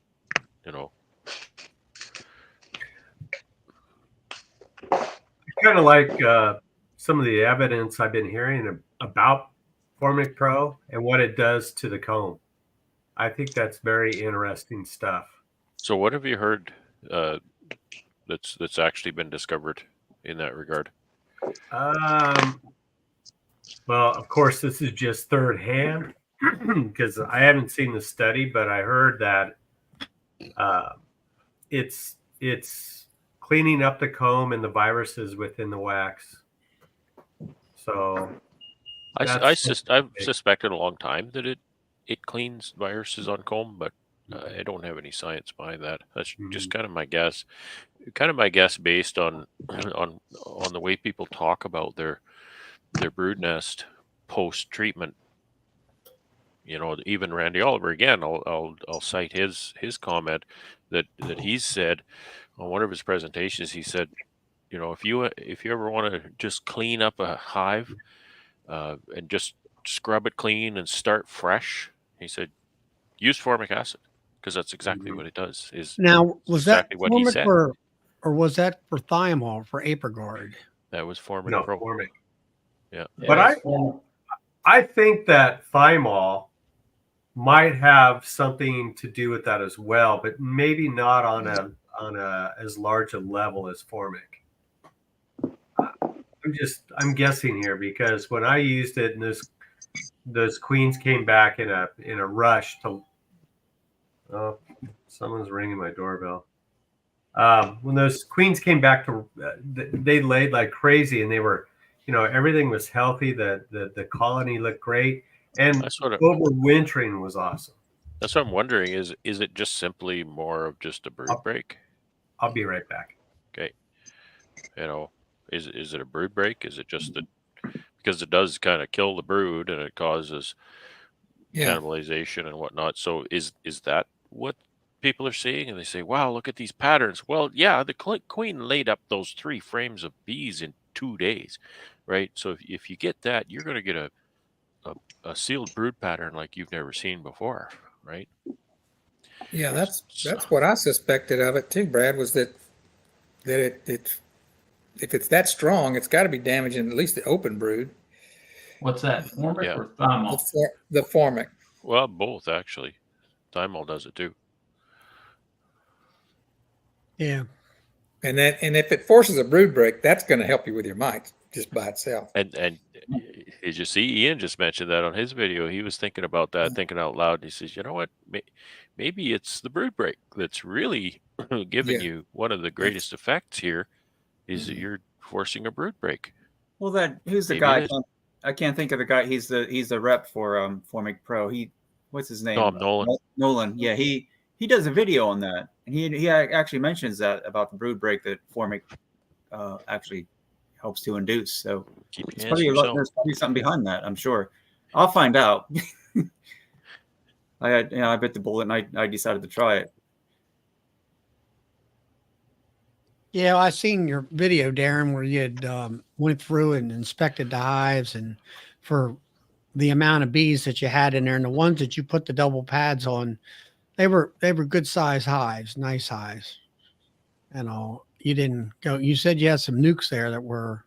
Yeah, I was afraid. I was cautious, so I'll find. You know, if this works for me, if I don't kill my bees, then that'll be like something else that I'll be. Well, something I do with Formic Pro is if I got a 5/5 deep, you know, and I'll say the brood's in the bottom deep, and then the top is more of a honey super type thing. I'll take that pad and rip it, you know, where you got the 2 pads and the 1 satchel, take 1 pad and put it on that 5 frame deep. Yeah. Bill mentioned that too about doing that. Yeah. My thing is I only got 15 hives. So even sacrificing 1 hive is a lot. You know what I mean? Like when I got 30, it's always a lot. If I have 30 hives, then that'd be different. But well, not really. I mean, you know, it's a scale of things. It's like, hey, you don't want any of your hives to die because you're depending. Right. You know, I scaled up to 16 production hives because I need 12 to 1,500 pounds of honey to get me through the year. You know, and I can't afford really to lose any of them hives, and all that. The nukes I might a little bit, but right, yeah, it depends on your perspective of it. And like if you have resource hives, like they're kind of like maybe disposable. You know, if you could handle losing 1 or 2, that's yeah. I mean, you know, I'll say that if you keep a good amount of resource, at least 50% of whatever your production hives are for backup. But the last several years, I've been putting a 1 pad of Formic Pro on my nukes, and I never had any problems, except where like I said, I think in the past, I had a brand new nuke. I missed the entrance reducer in the front, which I should have ripped out. And thinking back at it, this happened last year. I would have not put a Formic pad on that high because it was so weak, as like you were saying in your video. I would, I would have left it alone and that kind of stuff and used more of an oxalic acid vapor than the Formic. But I think you'll be fine. Go ahead, Doug. I've read a study where if you have strong nosema spores in a hive, if you use a strong formulation of acetic acid, it'll kill those spores. So I would think that your Formic would clean them up really good, I would think. Well, the Formic is listed as a tracheal mite treatment. We won't deal with tracheal mites these days, really, but that's what it's listed as. Yeah. Yeah, I've heard that oxalic acid vapor helps in that situation too, as far as killing anything associated with tracheal mites. But how do we know today? Because I don't know. we don't really deal with tracheal anymore, do we? That's No, kind of weird, isn't it? you guys that just kind of made a wave through, and then now it's gone. Yeah, what about that? I mean, did the bees, quote, just get used to the tracheal mites or dealt with them or what? I don't know. That was before I got into beekeeping. Yeah, me too. I don't know anything about that. Tracheal mites were a huge problem in the 70s. Huge problem. When? In the 70s. The 70s? Yeah. Oh, interesting.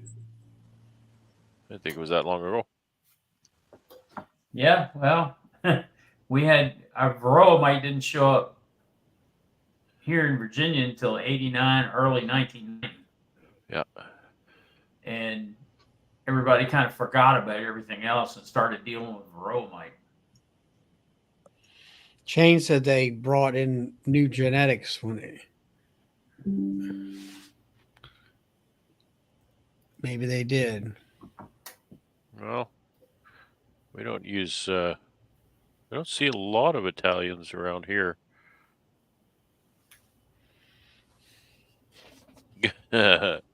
Norma's referencing my big fella here. He's just buzzing and having a little snooze. And all. Bill, did you get that text I sent you? Let me look. Just let me know.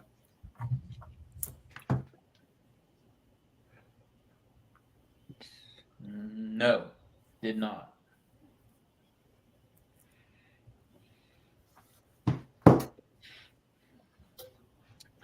Are you looking for Bill's number, Darren? It's in the private chat. Click the button on the right. So was it the trick-or-treaters, Todd? No, it's the neighborhood kids selling, making or asking for money, fundraising for the school. So I said, all right. They're like running around the track for, I don't know, so much money. It's in the private chat, Darren. So I got all that straightened out. So no candy bars or anything like that? Oh, no, not yet. Not yet. Bill, I got your number way wrong. I don't know who I just sent that to.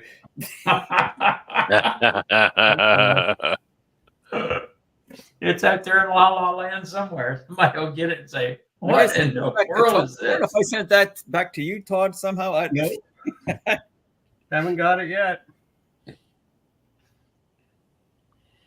Well, I did step out on the patio. I got bit up by mosquitoes pretty good, or the front porch. That's not too fun.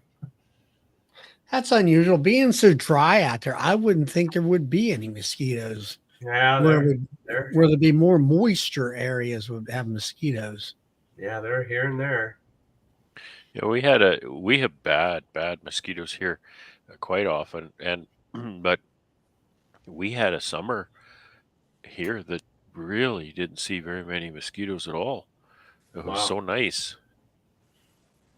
Hmm. If it's dry, then they don't do as well.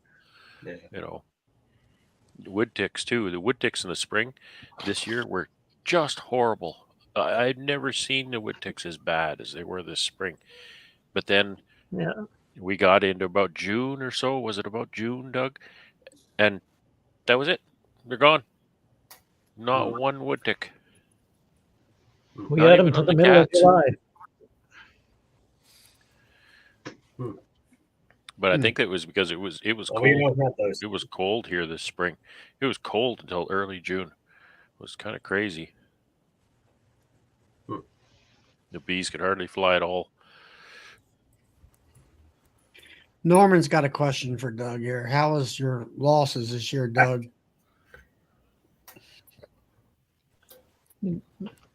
No problems. Liar.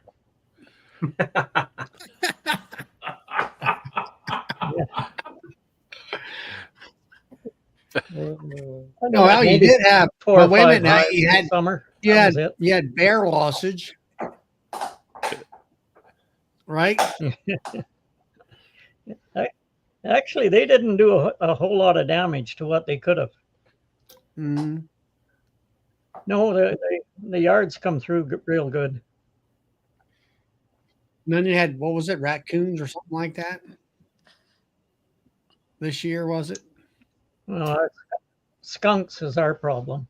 Skunks, yeah. That's what I knew it was That was something. JW was trapping raccoons. Yeah, JW was Yeah. doing a lot of coon He hunting on was that. Davy Crockett. He was painting his coons yellow. Yeah.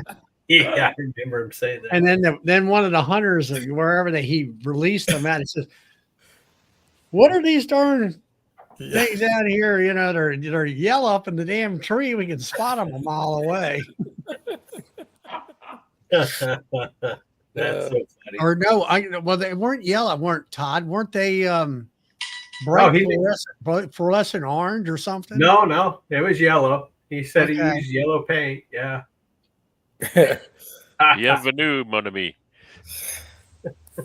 So I got it that time, Darren. Good evening. hey, Alex. Hey, Brad. Mike was asking if you did a spore count on your bees. Something Yeah, about- Nosema, yeah. Yeah. And it was effectively zero. It wasn't zero, but it was, I forget what they said, 50,000 or something, which is nothing.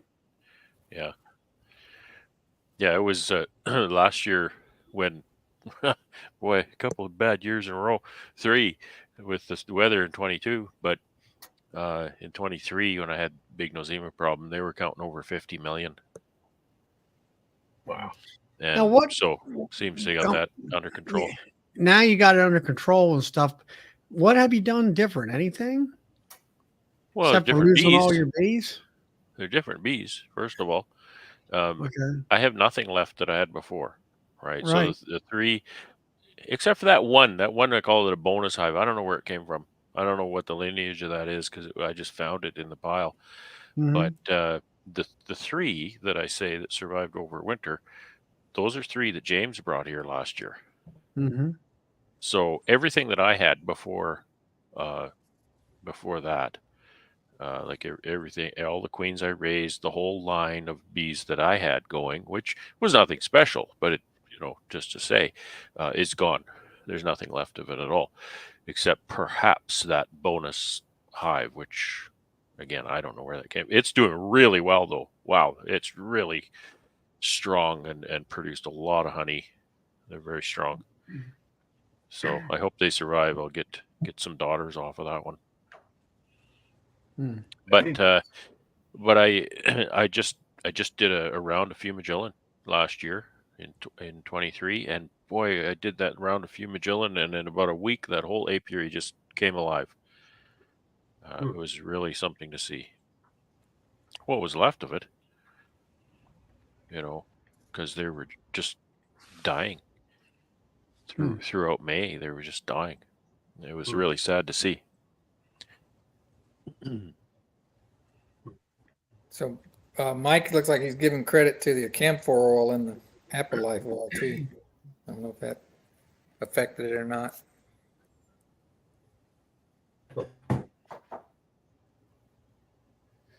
What's going on, Alex? Is camphor oil April I was typing a response. That was I thought that was thymol. Is the active ingredient in that? I think it's both. In what, the Avid tablet? No, Life for Happy April Life. FR. Oh. I think it does have camphor. Why that stuff really smells. Yeah, because I got some packages that from some person that was going out of beekeeping. I'm like, what is this stuff? I never, really. I mean, it was in the packaging and it was rank. Yeah, I used it a couple of years ago, and I could walk to my apiary. I'm 100 yards away, and I'm like, what the world is that? Yeah. Sunlight treatment.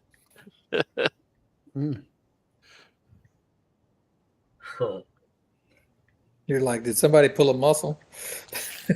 Yeah, exactly. Somebody's been dumping A535 in my colonies. All right, Alex, what are we doing here? You got 1,200 pounds of honey this year? Roughly 12 to 1,500. I haven't counted yet. Wow, it's great. So slightly more than last year, which was good. What's that I'm per, done harvesting Alex? it. Sorry, what? When you just do a quick division, what's that per colony that I don't you know, had? man. So I had you got about 30, right? 20-ish production colonies. Okay. So let's go with the minimum of 1,200 divided by 20. Oh, 1,200. 600. That's 6? Not 6. 1,500. 1,500 if you had 10 colonies would be 150 pounds, right? Yeah. Yeah, but I had on average about 3 supers, full supers on each colonies. Yeah. One of them, for most of the colonies, was a deep. Because what I did to control swarming, due to the fact I don't have enough boxes, I let them go 2 brood chambers. Then I just shook the bees down and let everything emerge, and that worked. When you say 3 supers, deeps or mediums? 1 deep, 2 mediums. Okay. On average. So you're doing approximately 2 deeps. I put more boxes than that, but like a lot of those were either like 1 or 2 frames full of honey. Like if I consolidated them. So it's the average of just under 100 pounds.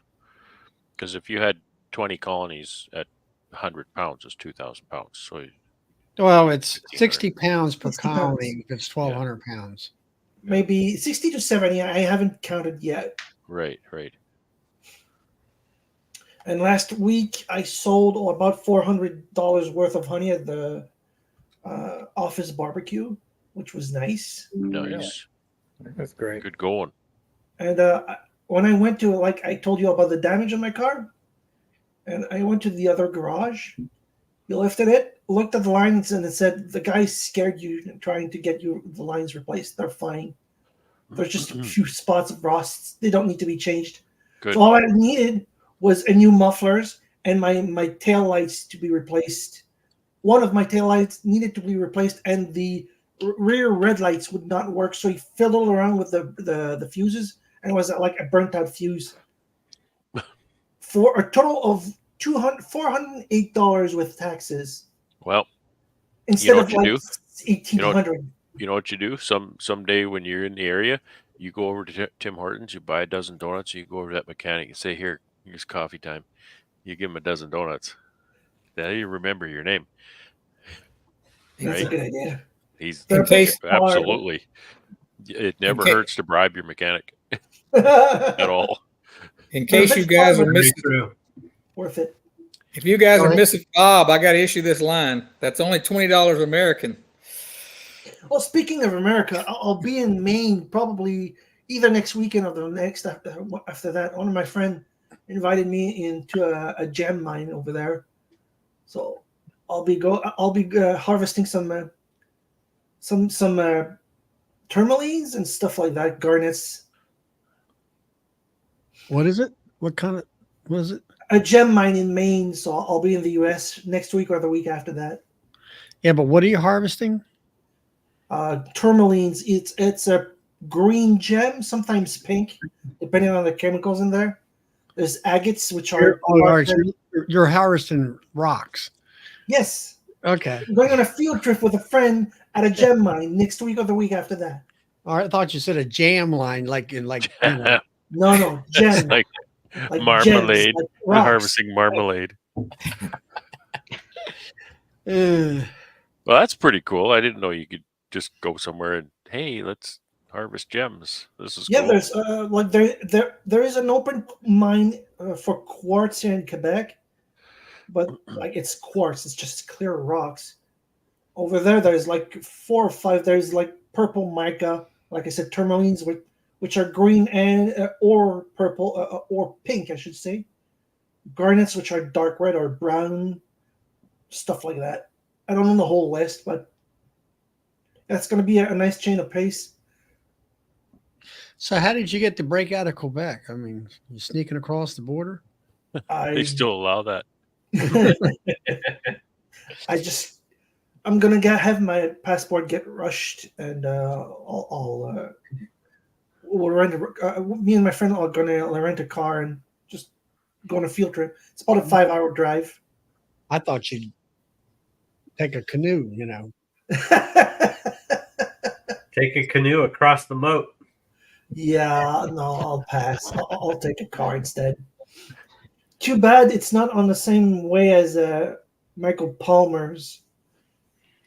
I would have liked to make a stop at this place. Mm-hmm. Yeah, that'd be a real treat. Yeah, gems and bees. Like, Yeah. oh, and you know the weird thing? Oxalic acid can be used to clean gems off of mineral deposits. No So kidding. there's a link between like gem mining and beekeeping. And woodworking. I didn't know that. Oxalic acid is other. Oh yeah, wood bleach. Yep. Look at that there, Alex. You're inspirational. That's Thank awesome. you. I wish I could make more. I just can't stand making more videos. I'm You just like sorry. playing, that's all. You do Right? it for the people, Alex. You do it for Yeah, the you got to do it for the You people. muscle Look, through. Just push through. the reason I do beekeeping is because I enjoy it. I stopped enjoying making videos, so I stopped making I'd rather like if I can't make something I enjoy, the quality suffers, and it'll show. So it That's was very, very introspective of you. That's a lot of people wouldn't really kind of get that. And I actually was just the other day talking to Ian about something like that. I was talking about something to do with YouTube and how they try to push you to do this and guide you to do that, and of course they're trying to increase their revenue and viewership and stuff, but by getting you to do better at yours. And I basically said to Ian, that's not a master I want to serve. And he said, yep, I agree.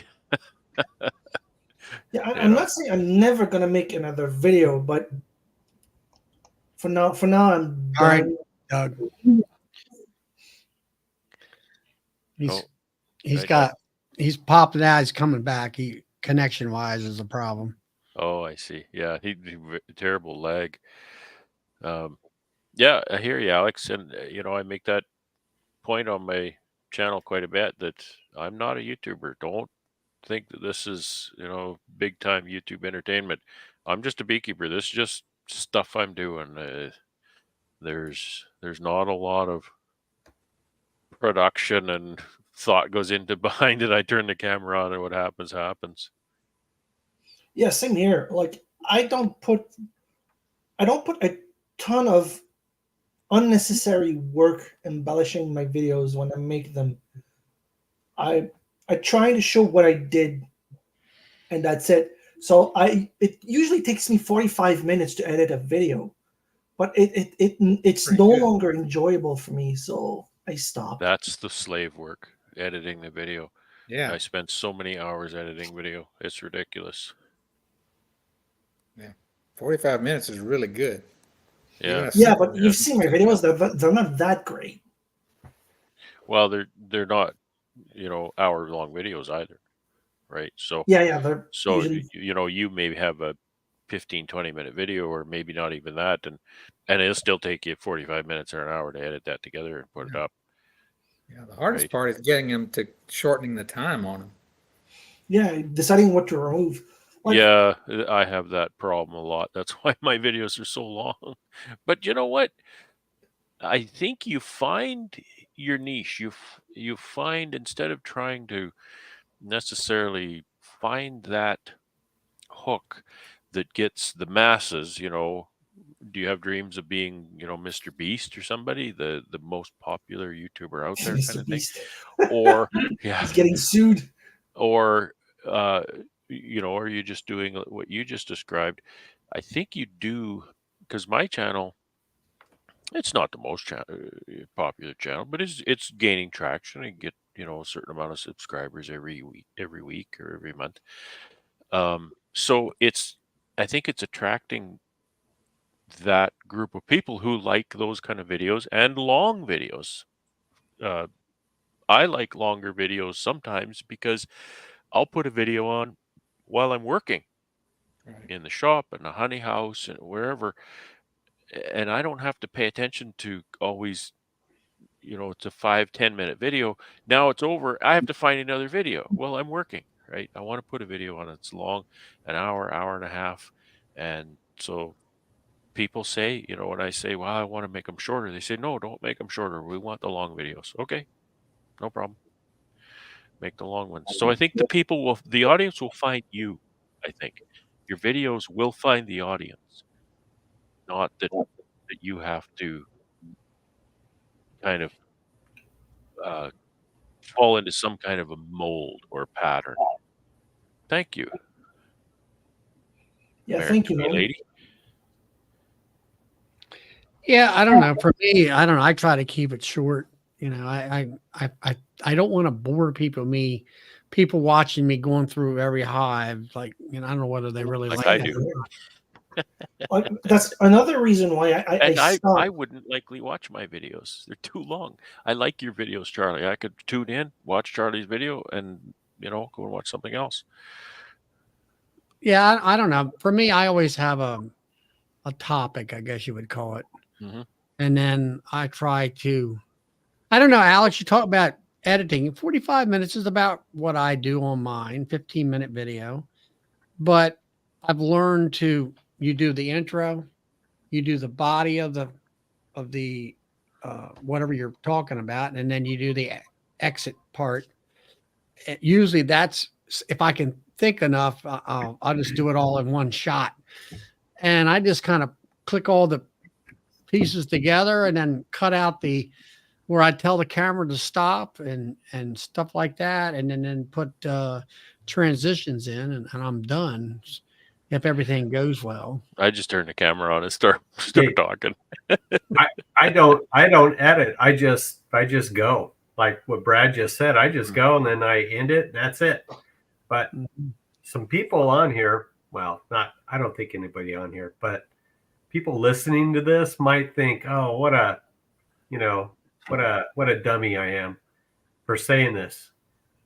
I don't know about you guys, but I'm starting to get a little tired of shorts.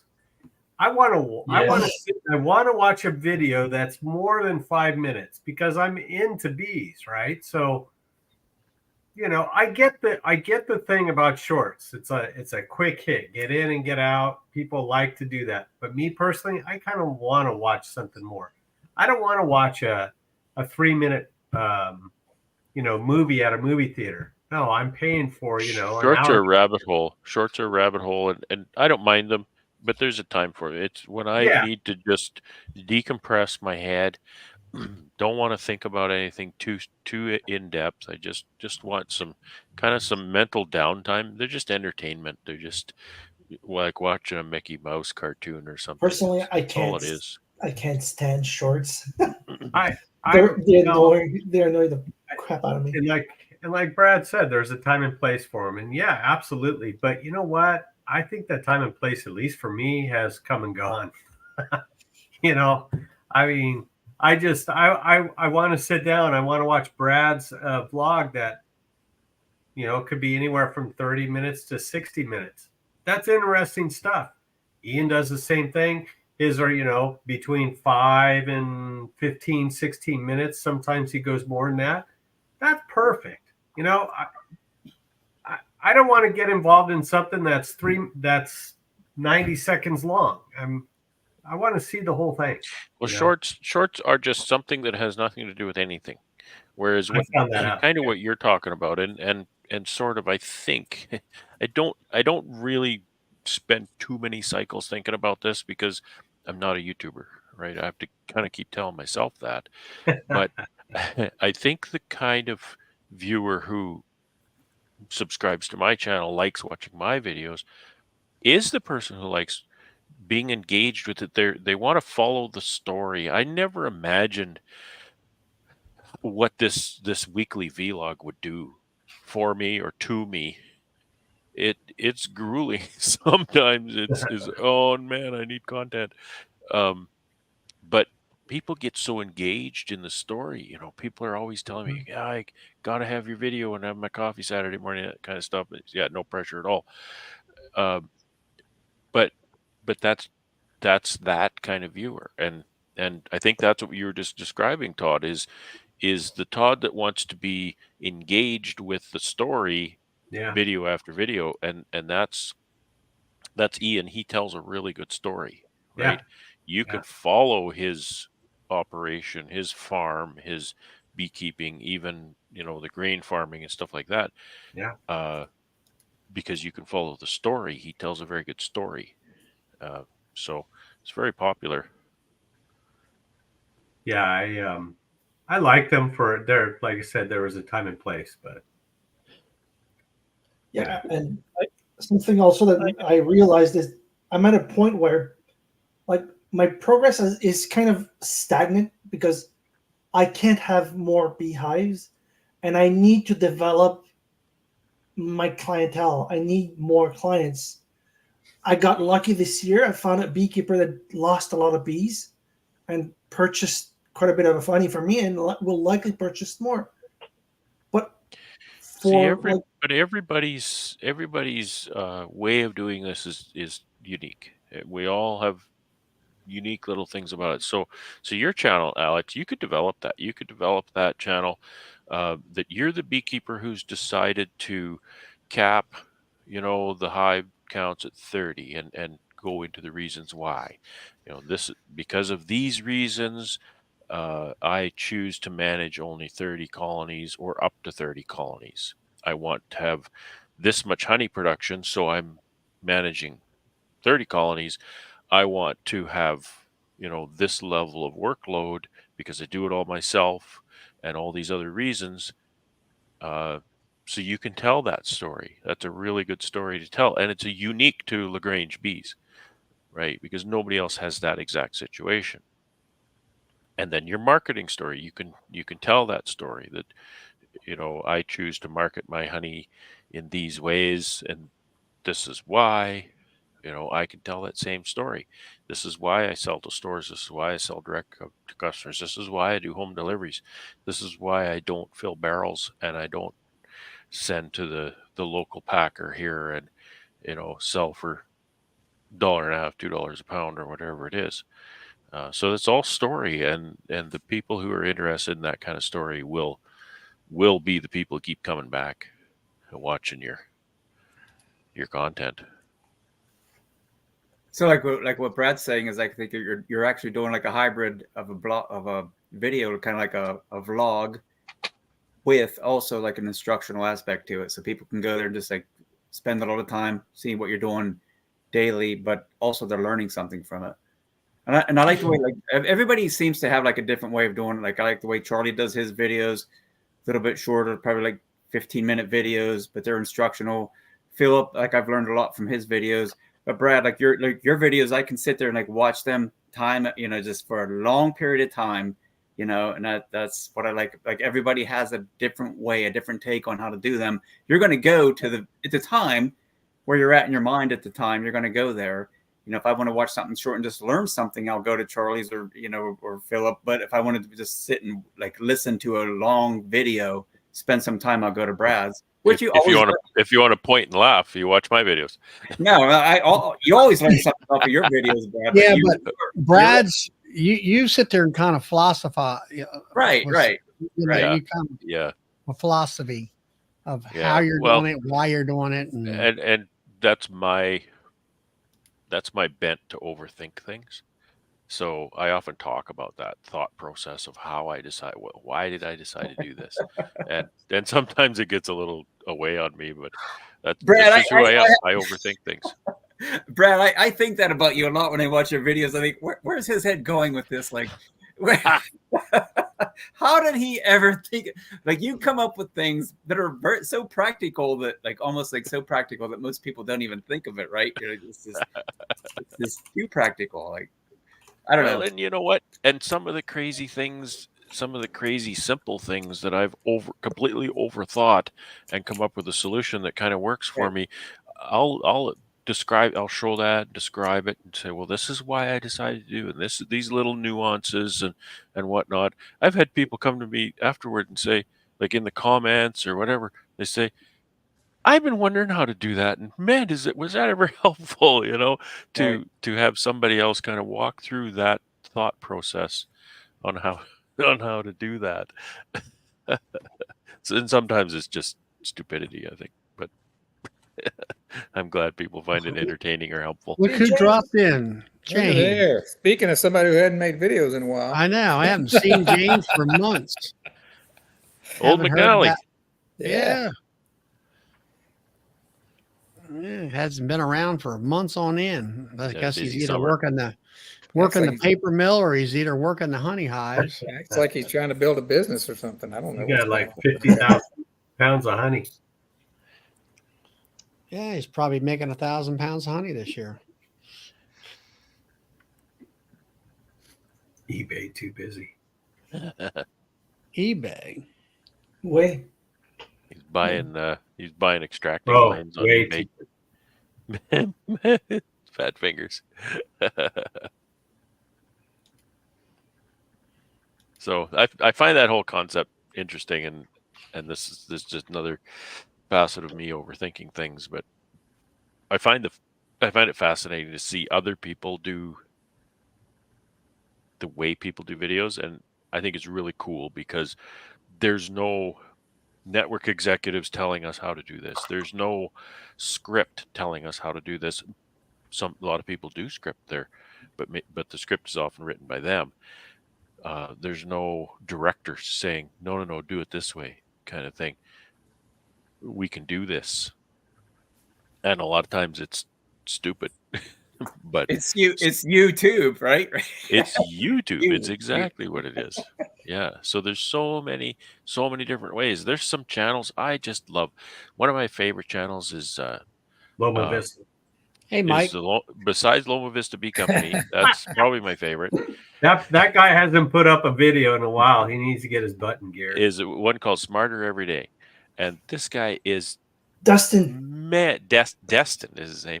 Is he ever interesting? And he has an enthusiasm for a subject matter, right, that you've never seen before.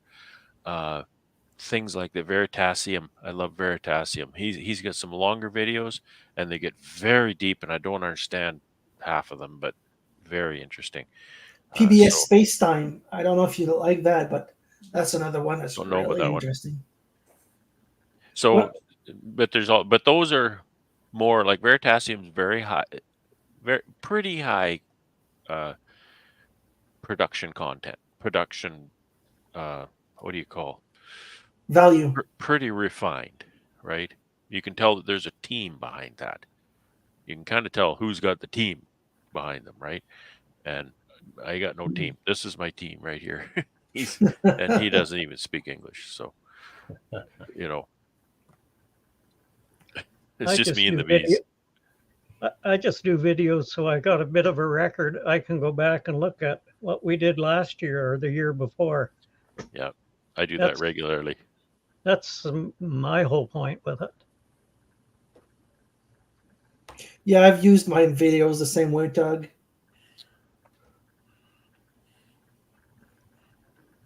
I like Mike Berry's content. He's great. Yeah. Down to Yeah, earth. like- Says it the way it should be said. And it's all him. It's not Yeah, I what agree. He's not teaching. It's what he does. I know. Oh, I he's- like that too. Like I feel like he's off the cuff, but like Yeah. I try to be off the cuff, and I just stumble all over the place. But he's off the cuff and just, but he Wow. makes like he's making sense, and he's just like Mhm. this. Don't let Mike fool you. He's teaching. He's not only teaching, he's daring you to do it how he does it. It's that, oh, you can't have my honey. I don't have enough for you. And you're like, well, what about $100 a bottle, Mike? Can I have it now? Well, maybe. Let's go 150. He's got you. He's got you. Got you by the collar. The world famous Mike Berry. That's right. Yeah. That's right. What's that? WFMB. Yeah. Wasn't it? They had another name for him. Yeah. Silver something. Silver fox, white trash, or something like Yeah, that. yeah. Silver That's diamond. I think Silver- silver fox too, because I always think of Silver Who was the diamond, white silver- trash. silver diamond white track. I always thought silver fox too, because I always thought of Charlie Rich. See, he'll take $100 a bottle. There he is. There he is. See there? Mike missed the deal earlier when Tom was saying he'd sell his honey for $1 a pound. Yeah. I was like, hey, send it over. I'll That's buy right. everything you have. But I think They're Tom was on Talking too many about him and he painkillers. appears. That's hilarious. Silver diamond, white trash. Yeah, get it right. I knew he was lurking out there. That's why I was trying to get him to jazz him a little bit. He I took the don't bait. usually watch your channel, Mike, so I didn't get it right. I'm kidding. I watch your channel all the time. Oh man. No, Roy, it's the world famous Mike Berry. Yeah. That one I remember. That one I get right. Silver diamond, white trash. I didn't get right.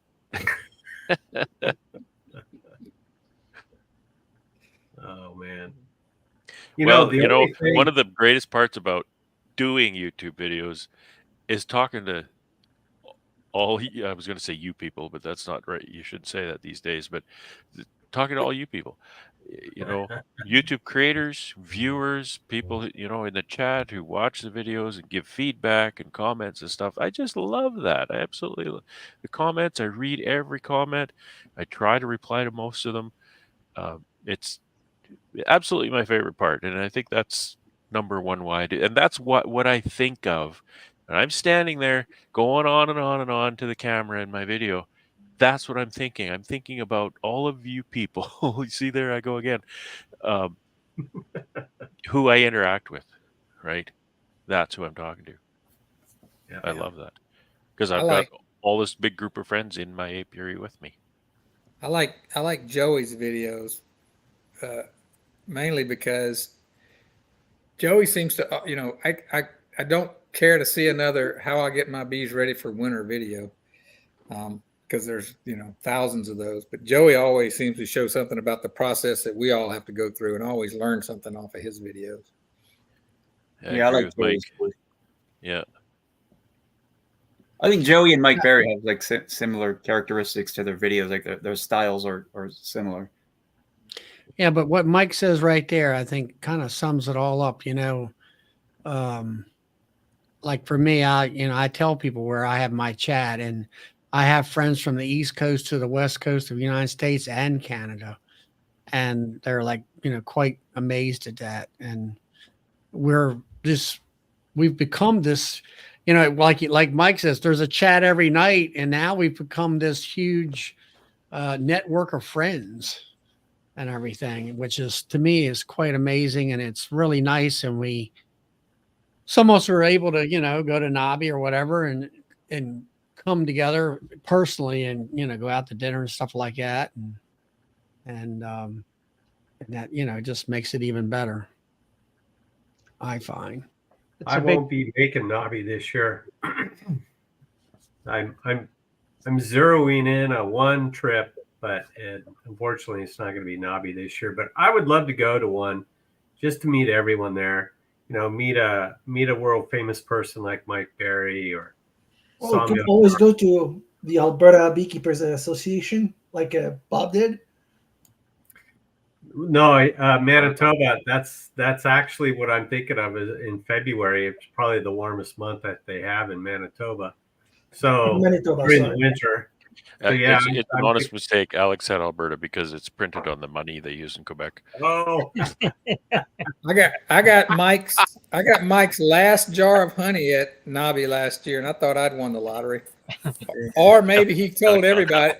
Maybe he told everybody that was his last jar of honey. I don't know. I felt like I got his last jar of honey.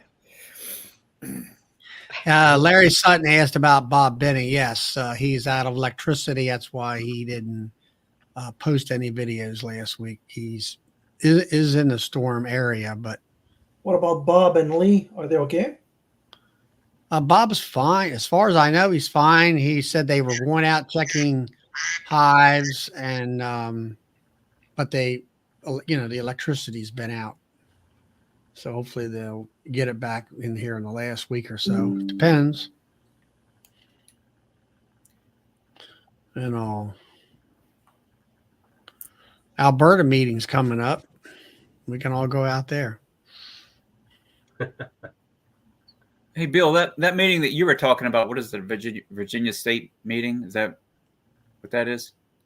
Yes, How big is that meeting? Is it 200-300 people, if that. It's typically just the beekeepers in the state that come out, and we have a pretty good time. So it's not real big. We actually really don't want it to get too big.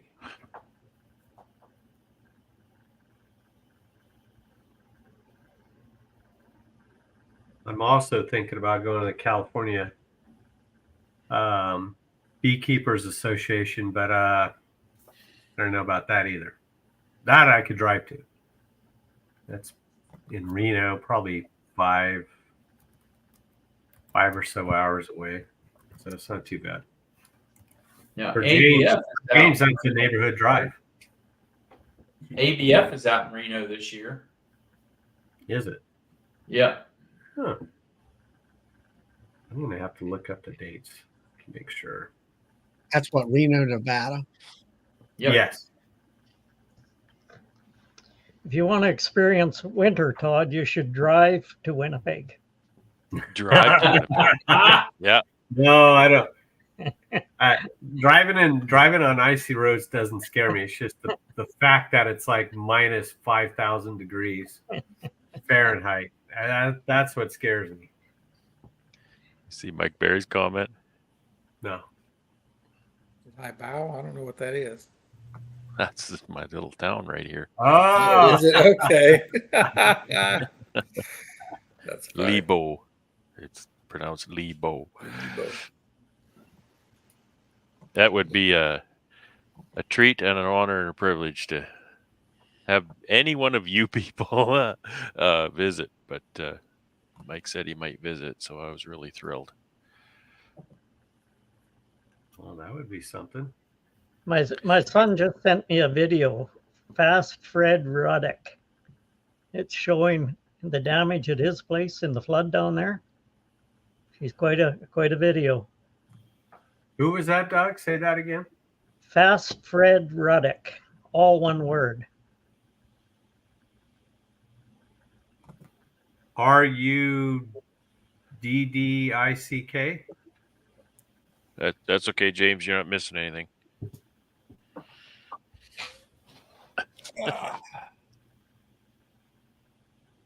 Let's see. Mike goes to Canada pretty much every year, I think, but he doesn't go to see people. He goes to get away from people. He does the. Kind of what he was saying, that when he goes to where he normally goes, he's not really that far from me. Yeah, well, I think he canoes into the Quetico. I know when I went on that trip, it was 4 days without seeing a soul except for the people you were canoeing with. That was awesome. No cell service, nothing. It was great. Well, he showed on the video they had border police out there in the middle of the swamp or someplace. That's Holy that's the answer, Phil. When people ask, you know, when it gets cold weather, and people say, "Why do you live there?"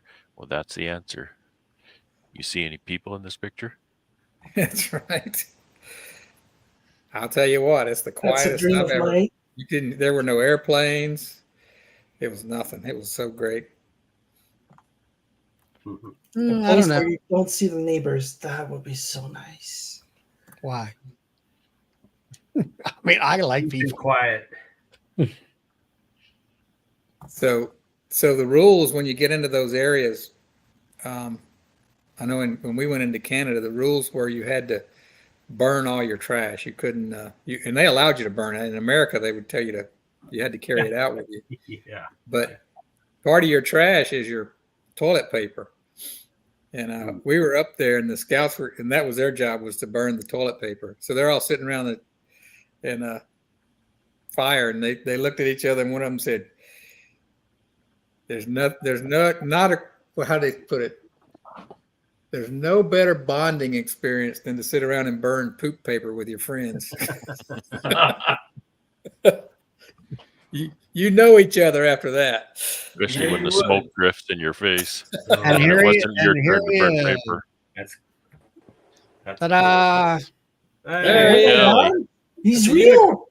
We get the unicorn in told the you he was unicorn, real. with the unicorn, without the unicorn. No, I've just been, I don't know if you can tell, just out here in the honey house trying to get things cleaned up here now. So all the extraction's done. Bees are pretty much fed up. We gave them the last round of feed already, so that's all done. And we had snow on Monday. I don't know what that is about, but yeah, just been a very, very busy year. I have taken lots of video. I just have not had time to edit it or anything like that. I know a lot of times. Alex can edit that for you. There you go. So, No.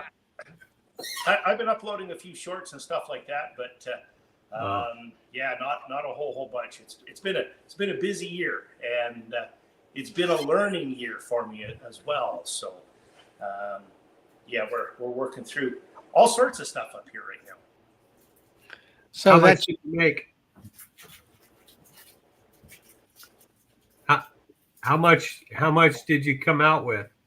Oh, I don't even know. What do we got here? 12.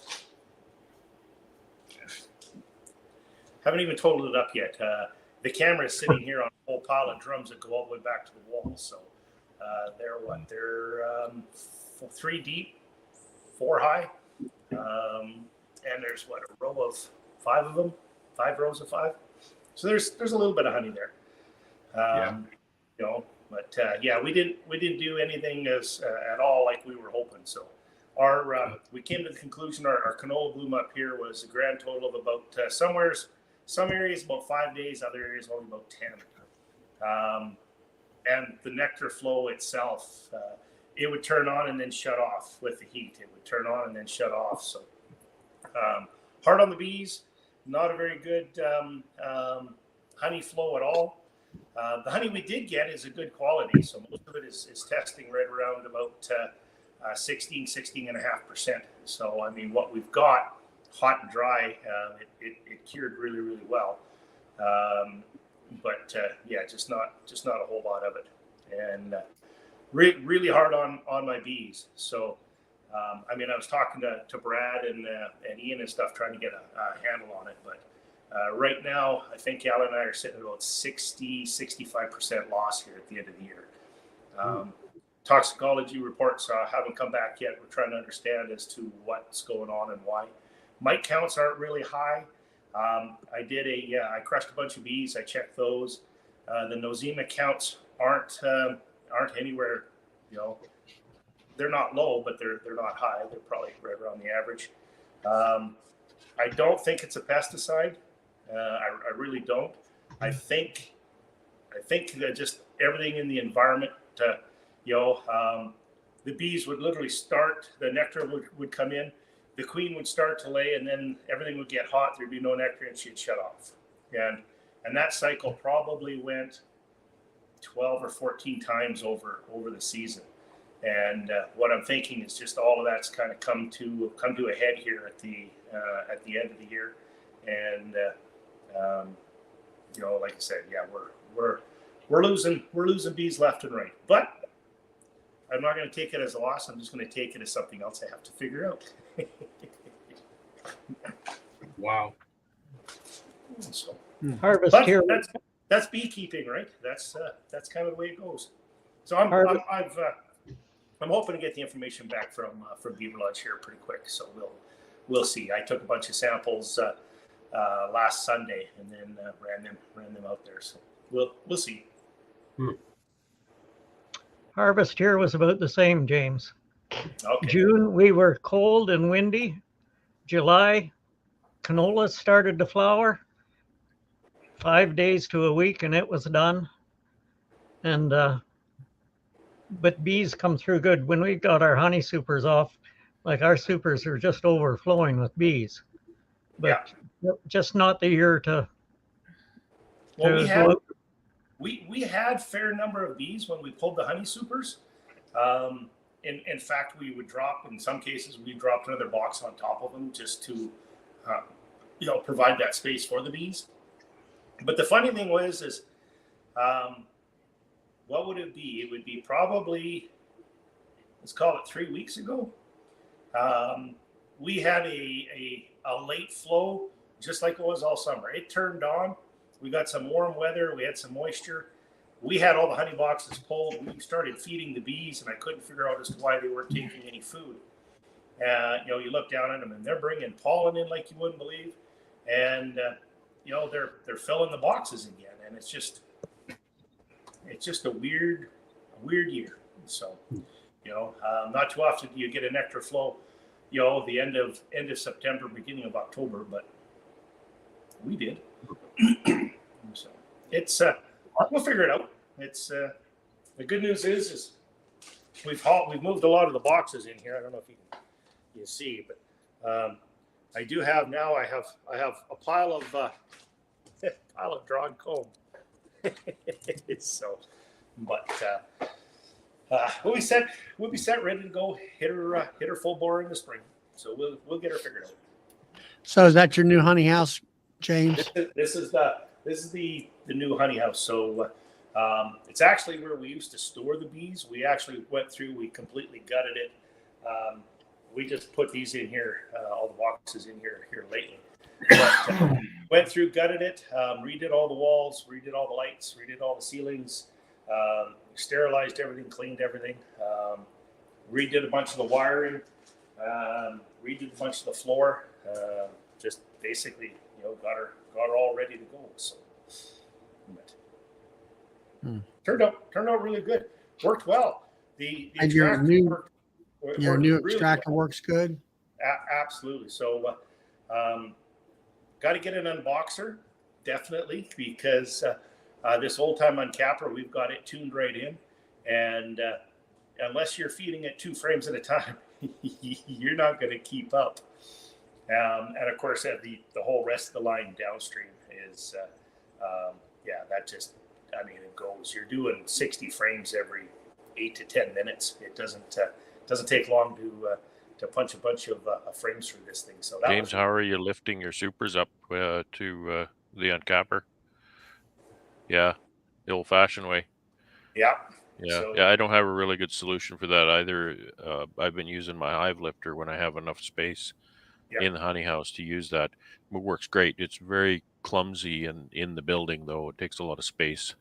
Yeah. I want to make a gantry crane or something on the ceiling to do that job. Yeah, so that's one of the things we've really got to work on. So, I mean, I forget, what did we bring in for?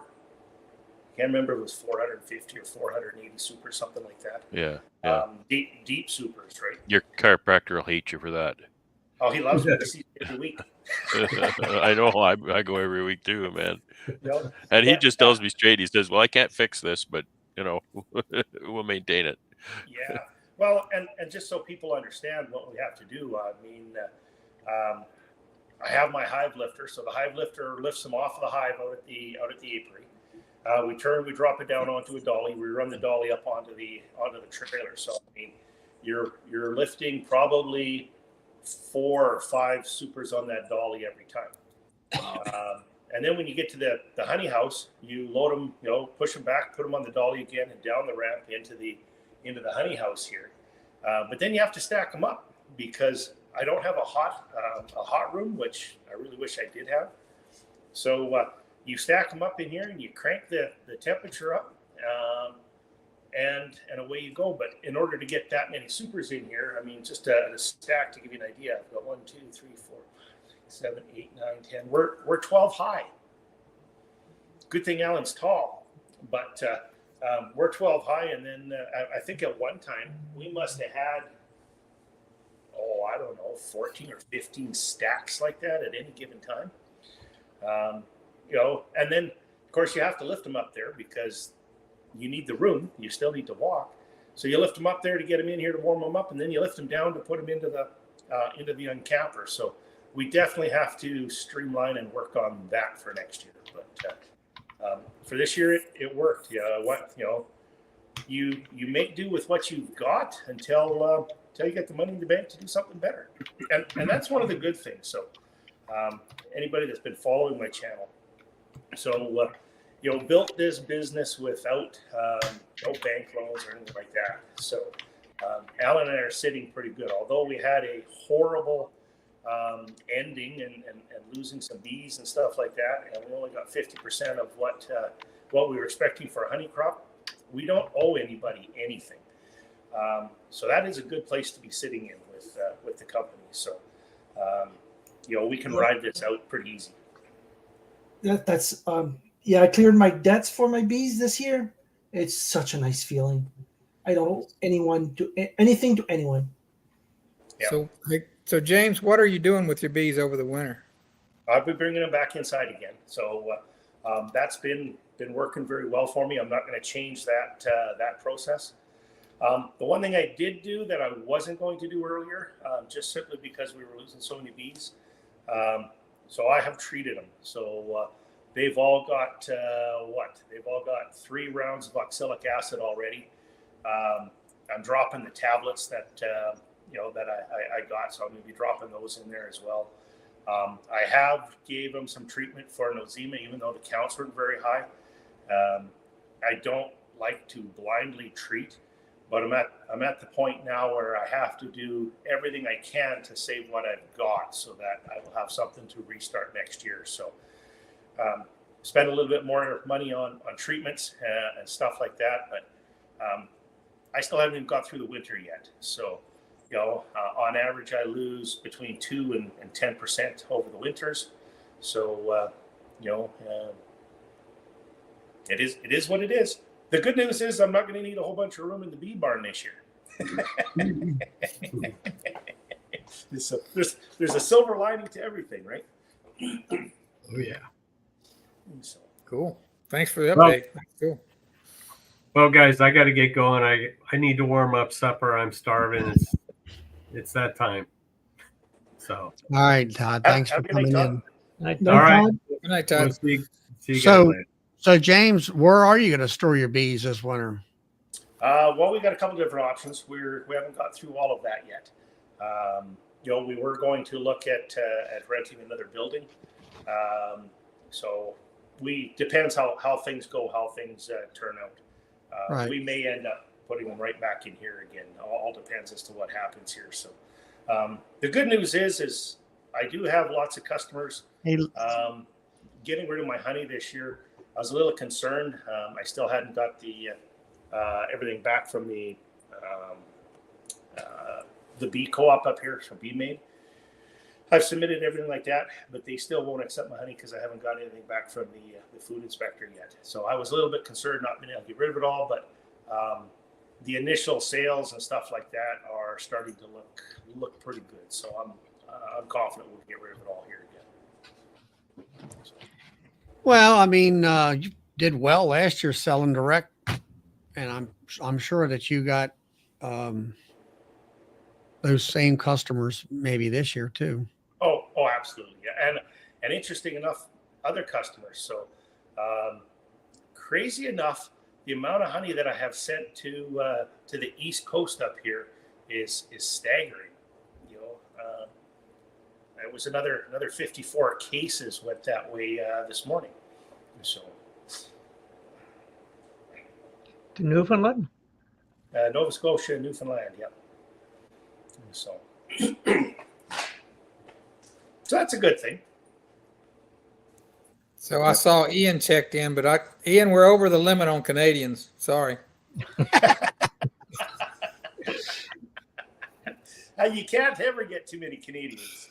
And if you do, we're sorry. Hey, We'll make an exception because Alex is in Quebec. that's true. We only have 3 Canadians. My brother was telling me about. Yeah, I said I talked to this Alex. guy. I've been bashing Alex all night. I'm sorry, Alex.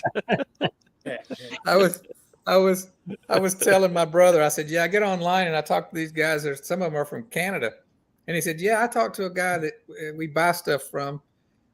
He works in like a hardware store, and he said he's from Quebec." I said, "Well, that's not Canada." That's all right. I might not be on here. My iPad. Well, depends on who you ask and what day. Yeah. What'd you say, James?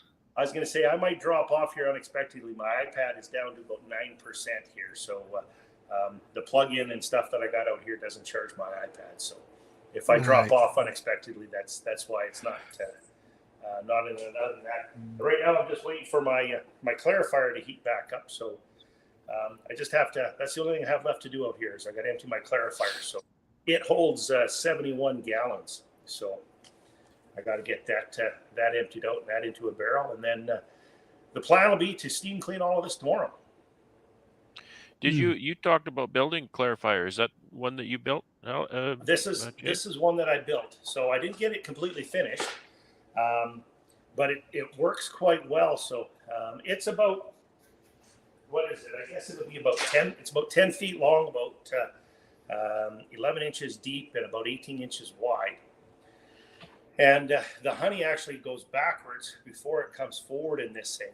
And the whole bottom of it this year, what we did as an experiment is we heated the whole bottom back and forth. So there's 11 lines or 11 loops underneath it that's heated with steam. So, and the way the clarifier is made is it's made so that as the honey goes back, it's forced to go down, come across the bottom before it hits the first weir. Well, actually, that'd be the second weir, because that first one is actually on a bit of an angle. So as the honey comes in, all the wax goes along this and up that weir, and it gets forced up. So the wax gets forced up to the back before it even comes down and starts going over. So then it heats all underneath that. That's probably about, what would that be, 4.5, 5 feet long. So then it runs right along the bottom underneath that, with that weir being on an angle. Any wax that comes up to there will also float up to the other end. And then it hits the first weir where it's got to come up and over, and then it's got to go under another one, and then it's got to go up and over, and it comes underneath the last one. So by the time we get to the end, it's pretty clean. When everything is heated up and everything is going good, those 400 micron cone filters that I use. So we did put a bunch in pails, but I can go through about 6 pails before I even start to slow down and plug up that filter, to give you an idea. Nice. So it's nice. It's cleaning it quite well. Really, that's really good. So. Well, good. Now, yeah, viscosity is really key for that, isn't it? You got to get her warmed up. you've got to get it warmed up. I was just going to say there's some modifications we're going to do to it for next year. This was a little bit of a trial run, so I didn't have any of the sides heated. We are going to heat the sides next year, and I'm not sure about a bath yet. Whether I want to put it in a bath.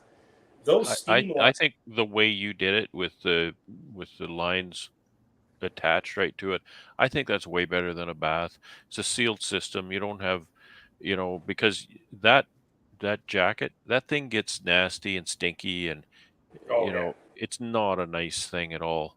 So this works well because it's a closed system. The steam heats up. To give you an idea, when we were testing it all out before we put any honey in it, we had turned the steamer on, and you can't hold your hand on the bottom on that. It gets too warm. Now the honey that comes out of it, we were monitoring that too because of course I didn't want to heat it up too much. I was going to ask you what the temperature of the honey is running. But the temperature coming out is right around the 38 to 40 degree mark. Yeah, it's perfect. So, how do you handle your wax? We've got the wax spinner, the vertical wax spinner. And you auger into it? Auger into it, yeah.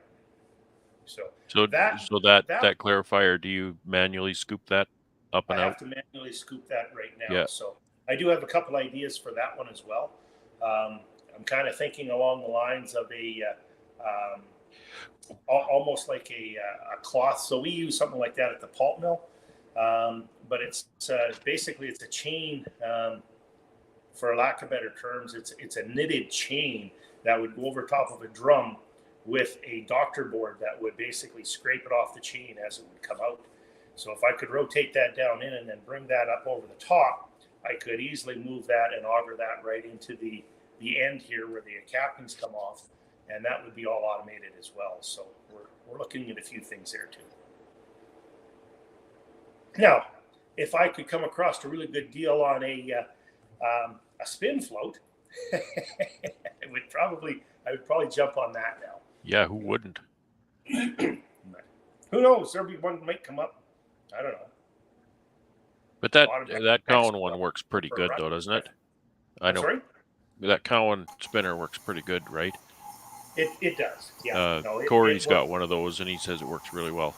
Yeah, it works good. It takes a little bit to figure it all out. This one here, we put it on a VFD as well, so I can speed it up or slow it down.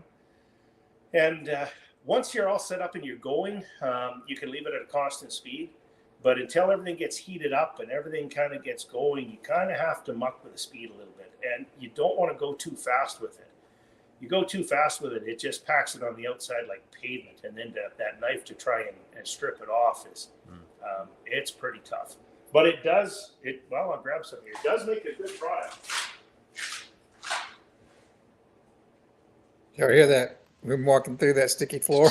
I was listening. I don't know what that sound is. Like, I don't know if you can see this. Where's my camera? But it is dry. Like, did my finger in. But it's dry. There's very little left in there. Like it's pretty dry stuff. You can barely squeeze it together. For the most part, that Maxent that I'm using, it's a batch system, so it's a pain to clean out. But it can get it dry like that too. It really works quite well. Well, this is a batch, so you got to do a batch at a time.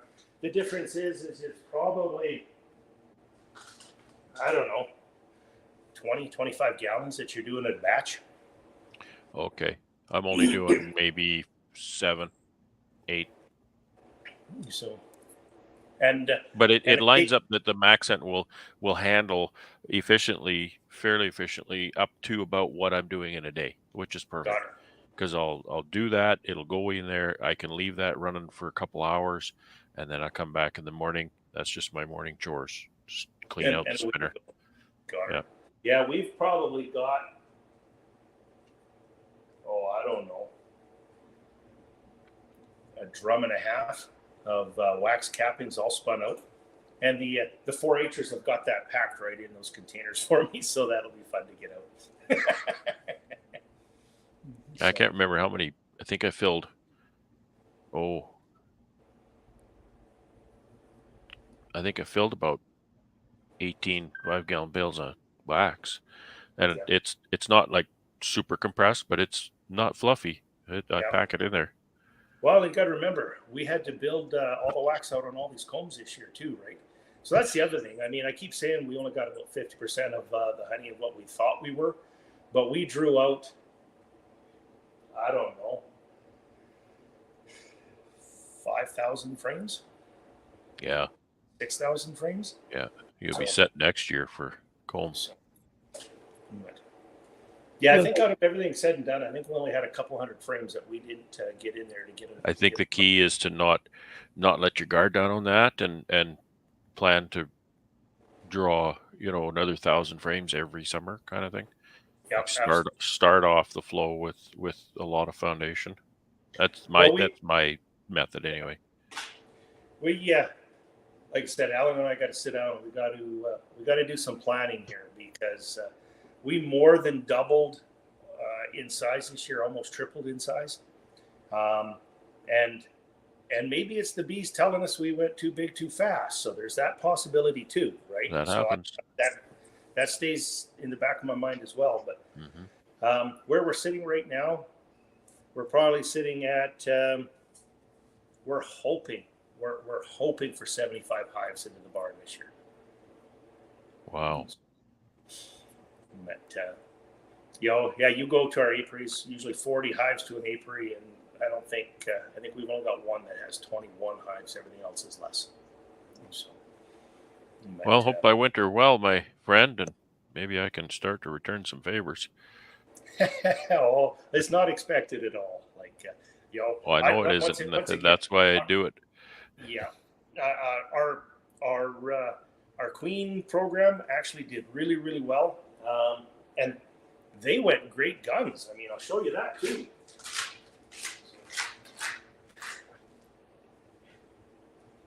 It's going to lose his shoes.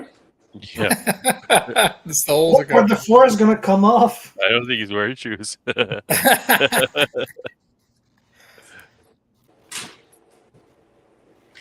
You'll get quite a bit of honey out of your wax yet, Brad. Yeah, I do. The amount of honey that comes out of So it I had is to a go over lot less now that I'm using the Maxent spinner. It was remarkably less, so I'm very pleased with it. So I had to go over and pry these out, but of course, we kind of used that little mini system that but they've absolutely filled these things, right? So, Are you going to extract those?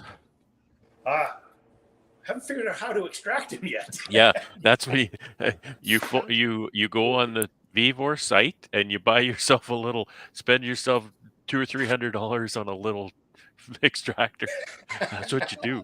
Actually, those things will sit in my Kelly, will they? especially if I put them between a couple of deeps. I can put one of those minis down between the deeps and extract those minis just fine. Well, I didn't get rid of that 12 frame, man. I'm pretty sure they'll fit in there. Right on. There's your answer right there. So, but no, like I said, I'm not. It's a little disappointing, but I'm not taking this as a loss at all. It's just something that I have to figure out, and anybody that knows me, I will figure it out. So, You were saying you're only putting 75 hives in your building? ooh, can't hear you. real quiet. You were saying you're only putting how many hives in your building? Maybe we're hoping to still have 75 left here in the end of the month. And, Yeah, it's and quite a lot. how far did you grow? Several hundred, didn't you? Yeah. And I haven't got the total number yet. And honestly, not counting them because it's depressing. I got to get a rag to wipe my hands off. Yeah, yeah, it is. That's harsh. That's hard to hear. Yeah, it seemed like it goes around in Canada there. Yeah, everybody gets their day. And all. It sucks. Yeah, when you get it figured out, then they come up with something else to knock you back again too. That's right. Well, That's exactly it. It's beekeeping. So there is one thing that I am looking into up here, but I got to get some more information on it before I share too much. But I do think I'm slowly honing in on maybe what got me. Now, the other thing that I know did hit me very hard, and I've already started in the wood shop, is the wasps and hornets up here this year. Oh, yeah. Unbelievable. To give you an idea, I made a 4-liter pop bottle wasp trap. And you cut the top off, you turn it upside down, and you tape it on. And I just dripped a little bit of honey in the bottom of that. I sat inside and ate my sandwich and came back out. The bottle was full and they were fighting to get into it. And that was over about, a 15, 20-minute time span. Yeah. So just, and I know the wasps and hornets devastated a few hives without a doubt. I mean, you could just see them going in and out. You'd get out there to feed them, and you lift the lid, and hundreds and hundreds of wasps would come out of that hive, and there would be just a little tiny cluster there. So I can send you some, Ian. No, how many would you like? We had the same thing, James. We had wasp and hornet like I've never seen before. Well, and the venom, I have a lot of friends who are doctors and stuff over here. The venom over here this year was extremely potent too. I got stung by a wasp. I got one sting on my knee, and my leg swelled up to basically my crotch and about halfway down my calf. And it went black and blue. I got stung on my wrist, and it went all the way up to above my elbow. And my hand, when I woke up the next morning, looked like a medical glove. You know how you blow it up? Your fingers are all kind of sticking out. This is all round. And it didn't hurt, but I remember rolling over and looking at Leah, and I put my hand up, and it says, well, this can't be good. I mean, Only beekeeper would laugh at something like that. Eh? Look at this. that sounds like they got a terrible venom or something. I don't know. Well, I got it a couple times with yellow jackets this year, and I got one right in the end of the nose. I think I put it on my channel, and 2 hours I looked like Elephant Man. I couldn't believe it. It was Yeah, I I think could hardly see. you went to the hospital on that deal. I think I did, just precautionary. I didn't have to, but Yeah. I just told my wife. I said, if this goes poorly, I don't want to be 20 miles from a hospital. Yeah. I got hit on the lip by one a few years ago, and my lip literally hung down to about right here. It looked like an ogre, or maybe more like an ogre. Well, I won't lie. I actually thought about going to the hospital with my wrist, because I would keep squeezing my fingers just to make sure that I still had blood flow, and it's like it swelled that bad. But of course, you got a good buddy like Alan that just sits there and laughs at you. Oh yeah. Well, it's beekeepers, right? It's curative. That's curative laughter.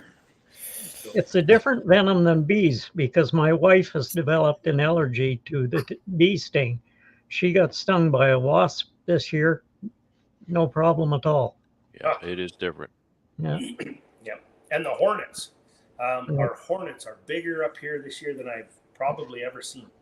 Yeah. So, Wow. I had I'm one like of them. Ian. It's I've got hornets and wasps too, but not really very many right now. oh, it's bad. Like, it was bad up here. Yeah. I mean, it was snowing on Monday. We've had a frost, so their numbers are dwindled greatly. But I would say it's probably the worst year I can remember for wasps. Yeah, same here, James. I've never seen anything like it. I'm with All right, DC. Charlie, I'm gonna get off of here and try to get some sleep before market tomorrow. Yep. All right. Have Good fun at talking the to market. everybody. Shutting the chat down here in a little bit. See you, Philip. Good night, everybody. And Phil, We had a queen come in on one of the frames, and I put her in a nuke with a couple of other frames, set it outside till we finished extracting. An hour later, everything there was dead and robbed. Wow. Oh yeah. We actually, because we're in here, our windows don't have a port or anything to get them out. But man, did I find an easy way to collect the bees inside the bee barn. Um, Do tell. put a nuke there with some brood in it. Doesn't even need a queen. The queen works even better because we found a queen on one of ours as well. But just put a nuke there with some brood in it, and that was better than the vacuum. Inside the building? Inside the building. No kidding. So we put it right by the window because of course all the bees were heading for the window. We put it right by the window, and you could just watch them march right in. It was something to see, And I was like, well, hell, that's easy. I can do that anytime. Yeah. But yeah, we a nuke with some brood, and away you go. It worked. It was amazing. I realized I've been battling bees around the lights. I had 4-foot fluorescent fixtures over my extracting line, right? You remember seeing that, James? Yep. And they hang down from the ceiling a little bit, and so I'd have bees buzzing around my head because they're really attracted to those lights. And then this year, I bought. Well, I had bought quite a while ago, but I put up 4-foot LED fixtures, and I noticed that the bees aren't really attracted to them, and so I took down all of the fluorescents and put up all LEDs over my workspace. There's no bees at all over my workspace now, and for years I've been battling the bees. These are all LED, and when the sun went down and there was nothing else, then they would go to them, but otherwise they weren't really attracted to them. Well, I took one of my LED fixtures and put it way in the far side of the building and turned it on, and all the bees are there. Yep. Put a nuke there. It's really easy to pick them up. See, that's what I'll do next year too. But I think those fluorescents, now that I think about it, Buddy gave me those when I started. When I set up the honey house, he was helping me. He says, "Hey, I got these fixtures," and we hung them up. He's a gardener. Yeah, they're the true light bulbs. Full spectrum bulbs. Yeah. No wonder the bees like them. So the light bulb went on. Full spectrum bulbs. I know why, right? Sorry, I'm in a honey house. Yeah, I just have a snack. Keep your energy up. It's funny. The wife was happy because, we're 20 minutes from the house, and of course, last year we did a lot of the extraction in the garage, and she was all happy. She says, "Great, nothing's going to be all sticky this year." You know what? Everything's still sticky. She came home She came home the other day, and she grabbed the front doorknob, and she's like, "Really?" Just gave me a dirty look, and I was like, "What? What?" Does she enjoy the honey at least? Yeah, good thing it's water soluble. Yeah, she absolutely enjoys the honey. She never used to use honey until I started beekeeping. Oh yeah. And now, we don't use any sugar. In fact, I made all my jam this year with honey, and boy, did it ever turn out good. Nice. So use a little bit less than what you would there for sugar, and boil it a little longer. But oh man, does that make a great jam? Nice. Well, I can't really eat much of it, so sorry. Well, I'll eat your share. And my wife, it bothers her stomach sometimes, so she doesn't eat much either. So both of us, we really can't enjoy the honey, which kind of sucks. We have lots of little old ladies buying 7 kilograms of honey for baking and stuff. And Charlie and these guys down in the States, they can't get over people buying 7 kilograms. Yeah, 15 pounds of honey. Yeah, I've sold a pile of 5-gallon cans or 5-gallon pails already, and those are 27, 28 kgs, and people are buying them left and right. Yeah. So I sell a lot of 5s, 11-pound pails. Yeah. A lot of 11-pound pails. Oh yeah, I don't know how many we filled. I know we because we can buy them at Home Depot, so we can buy a pail. I think for $6 or $7 and a lid for $3 or $4. Yeah. Right? So $10, $12. Well, the ones I get are manufactured in St. Albert, so you should be able to get those easy enough. Yeah, well, and the same thing. Actually, we priced it out. I can as long as I buy them from Home Depot in the stack and stuff, they turn out cheaper. But we cleaned them out 2 or 3 times this year. You go back in and they're like, "Really? What are you doing with all these pails?" Honey.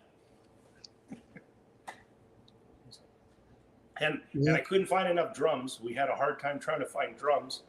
So I even went out to the meadery, and they had a few drums there that still had, 5 or 10 gallons in the bottom of the drums, just because of the size of their vats and stuff. I picked those drums up. I'd melt that honey, put it into a 5-gallon pail, and then fill the drum. But every spare drum in the country, I think I pretty much filled. So I run out of pails this year too, because I don't know how many pails I have, but I don't think I have enough for much more than 11,000 pounds. Last year it wasn't a problem. I had 12,000 pounds crop, but I had started packing honey earlier. I'd started packing honey, I don't know, late August, early September. So I freed up, 50 pails or something by the time I got done extracting. Well, this year I didn't, because my last year's crop lasted longer. I just today took in the first 500 pounds of the new crop to be packed. So I won't get those pails back for a week. oh yeah. So we're filling everything, every jam jar and tablespoon. And B-Maid didn't supply you with drums? Me? Yeah. No, so they still haven't accepted my application. They're sitting on it until they get the certificate from the Food Inspection Agency, and I'm busy fighting with them. So I've submitted everything. They have my water tests. They have my rodent program. They got my insect program. They've got all of my extraction. They've got everything. But the inspector comes up from Calgary. And, he's like, yeah, I'll get there when I get there. I'll get there when I get there. And we just couldn't wait any longer. We got to the point where, we got to go. So we ended up extracting everything without the certificate. We get the certificate the same day we're inspected. Yeah, well, we probably would have, but he never ever did get up here to inspect us. So, and I gave him plenty of notice, which kind of annoys me a little bit. So I think I probably had my programs into them, I want to say, end of May. So, but who knows? So, he's not doing his job very well. no, now Mark and everybody at B-Maid, they've been really good. I can phone them up and stuff like that, and they're like, they're all ready to go. But I mean, I understand they've got boxes they got to tick too, right? So, but Our B-Maid has been terrible this year. They don't answer emails. They won't answer the phone. You leave messages. Been just brutal this year.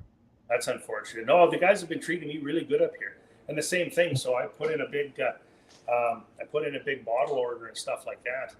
I mean, pallets of these things, and I had the sister-in-law pick some up, and I had one of the other people pick some up.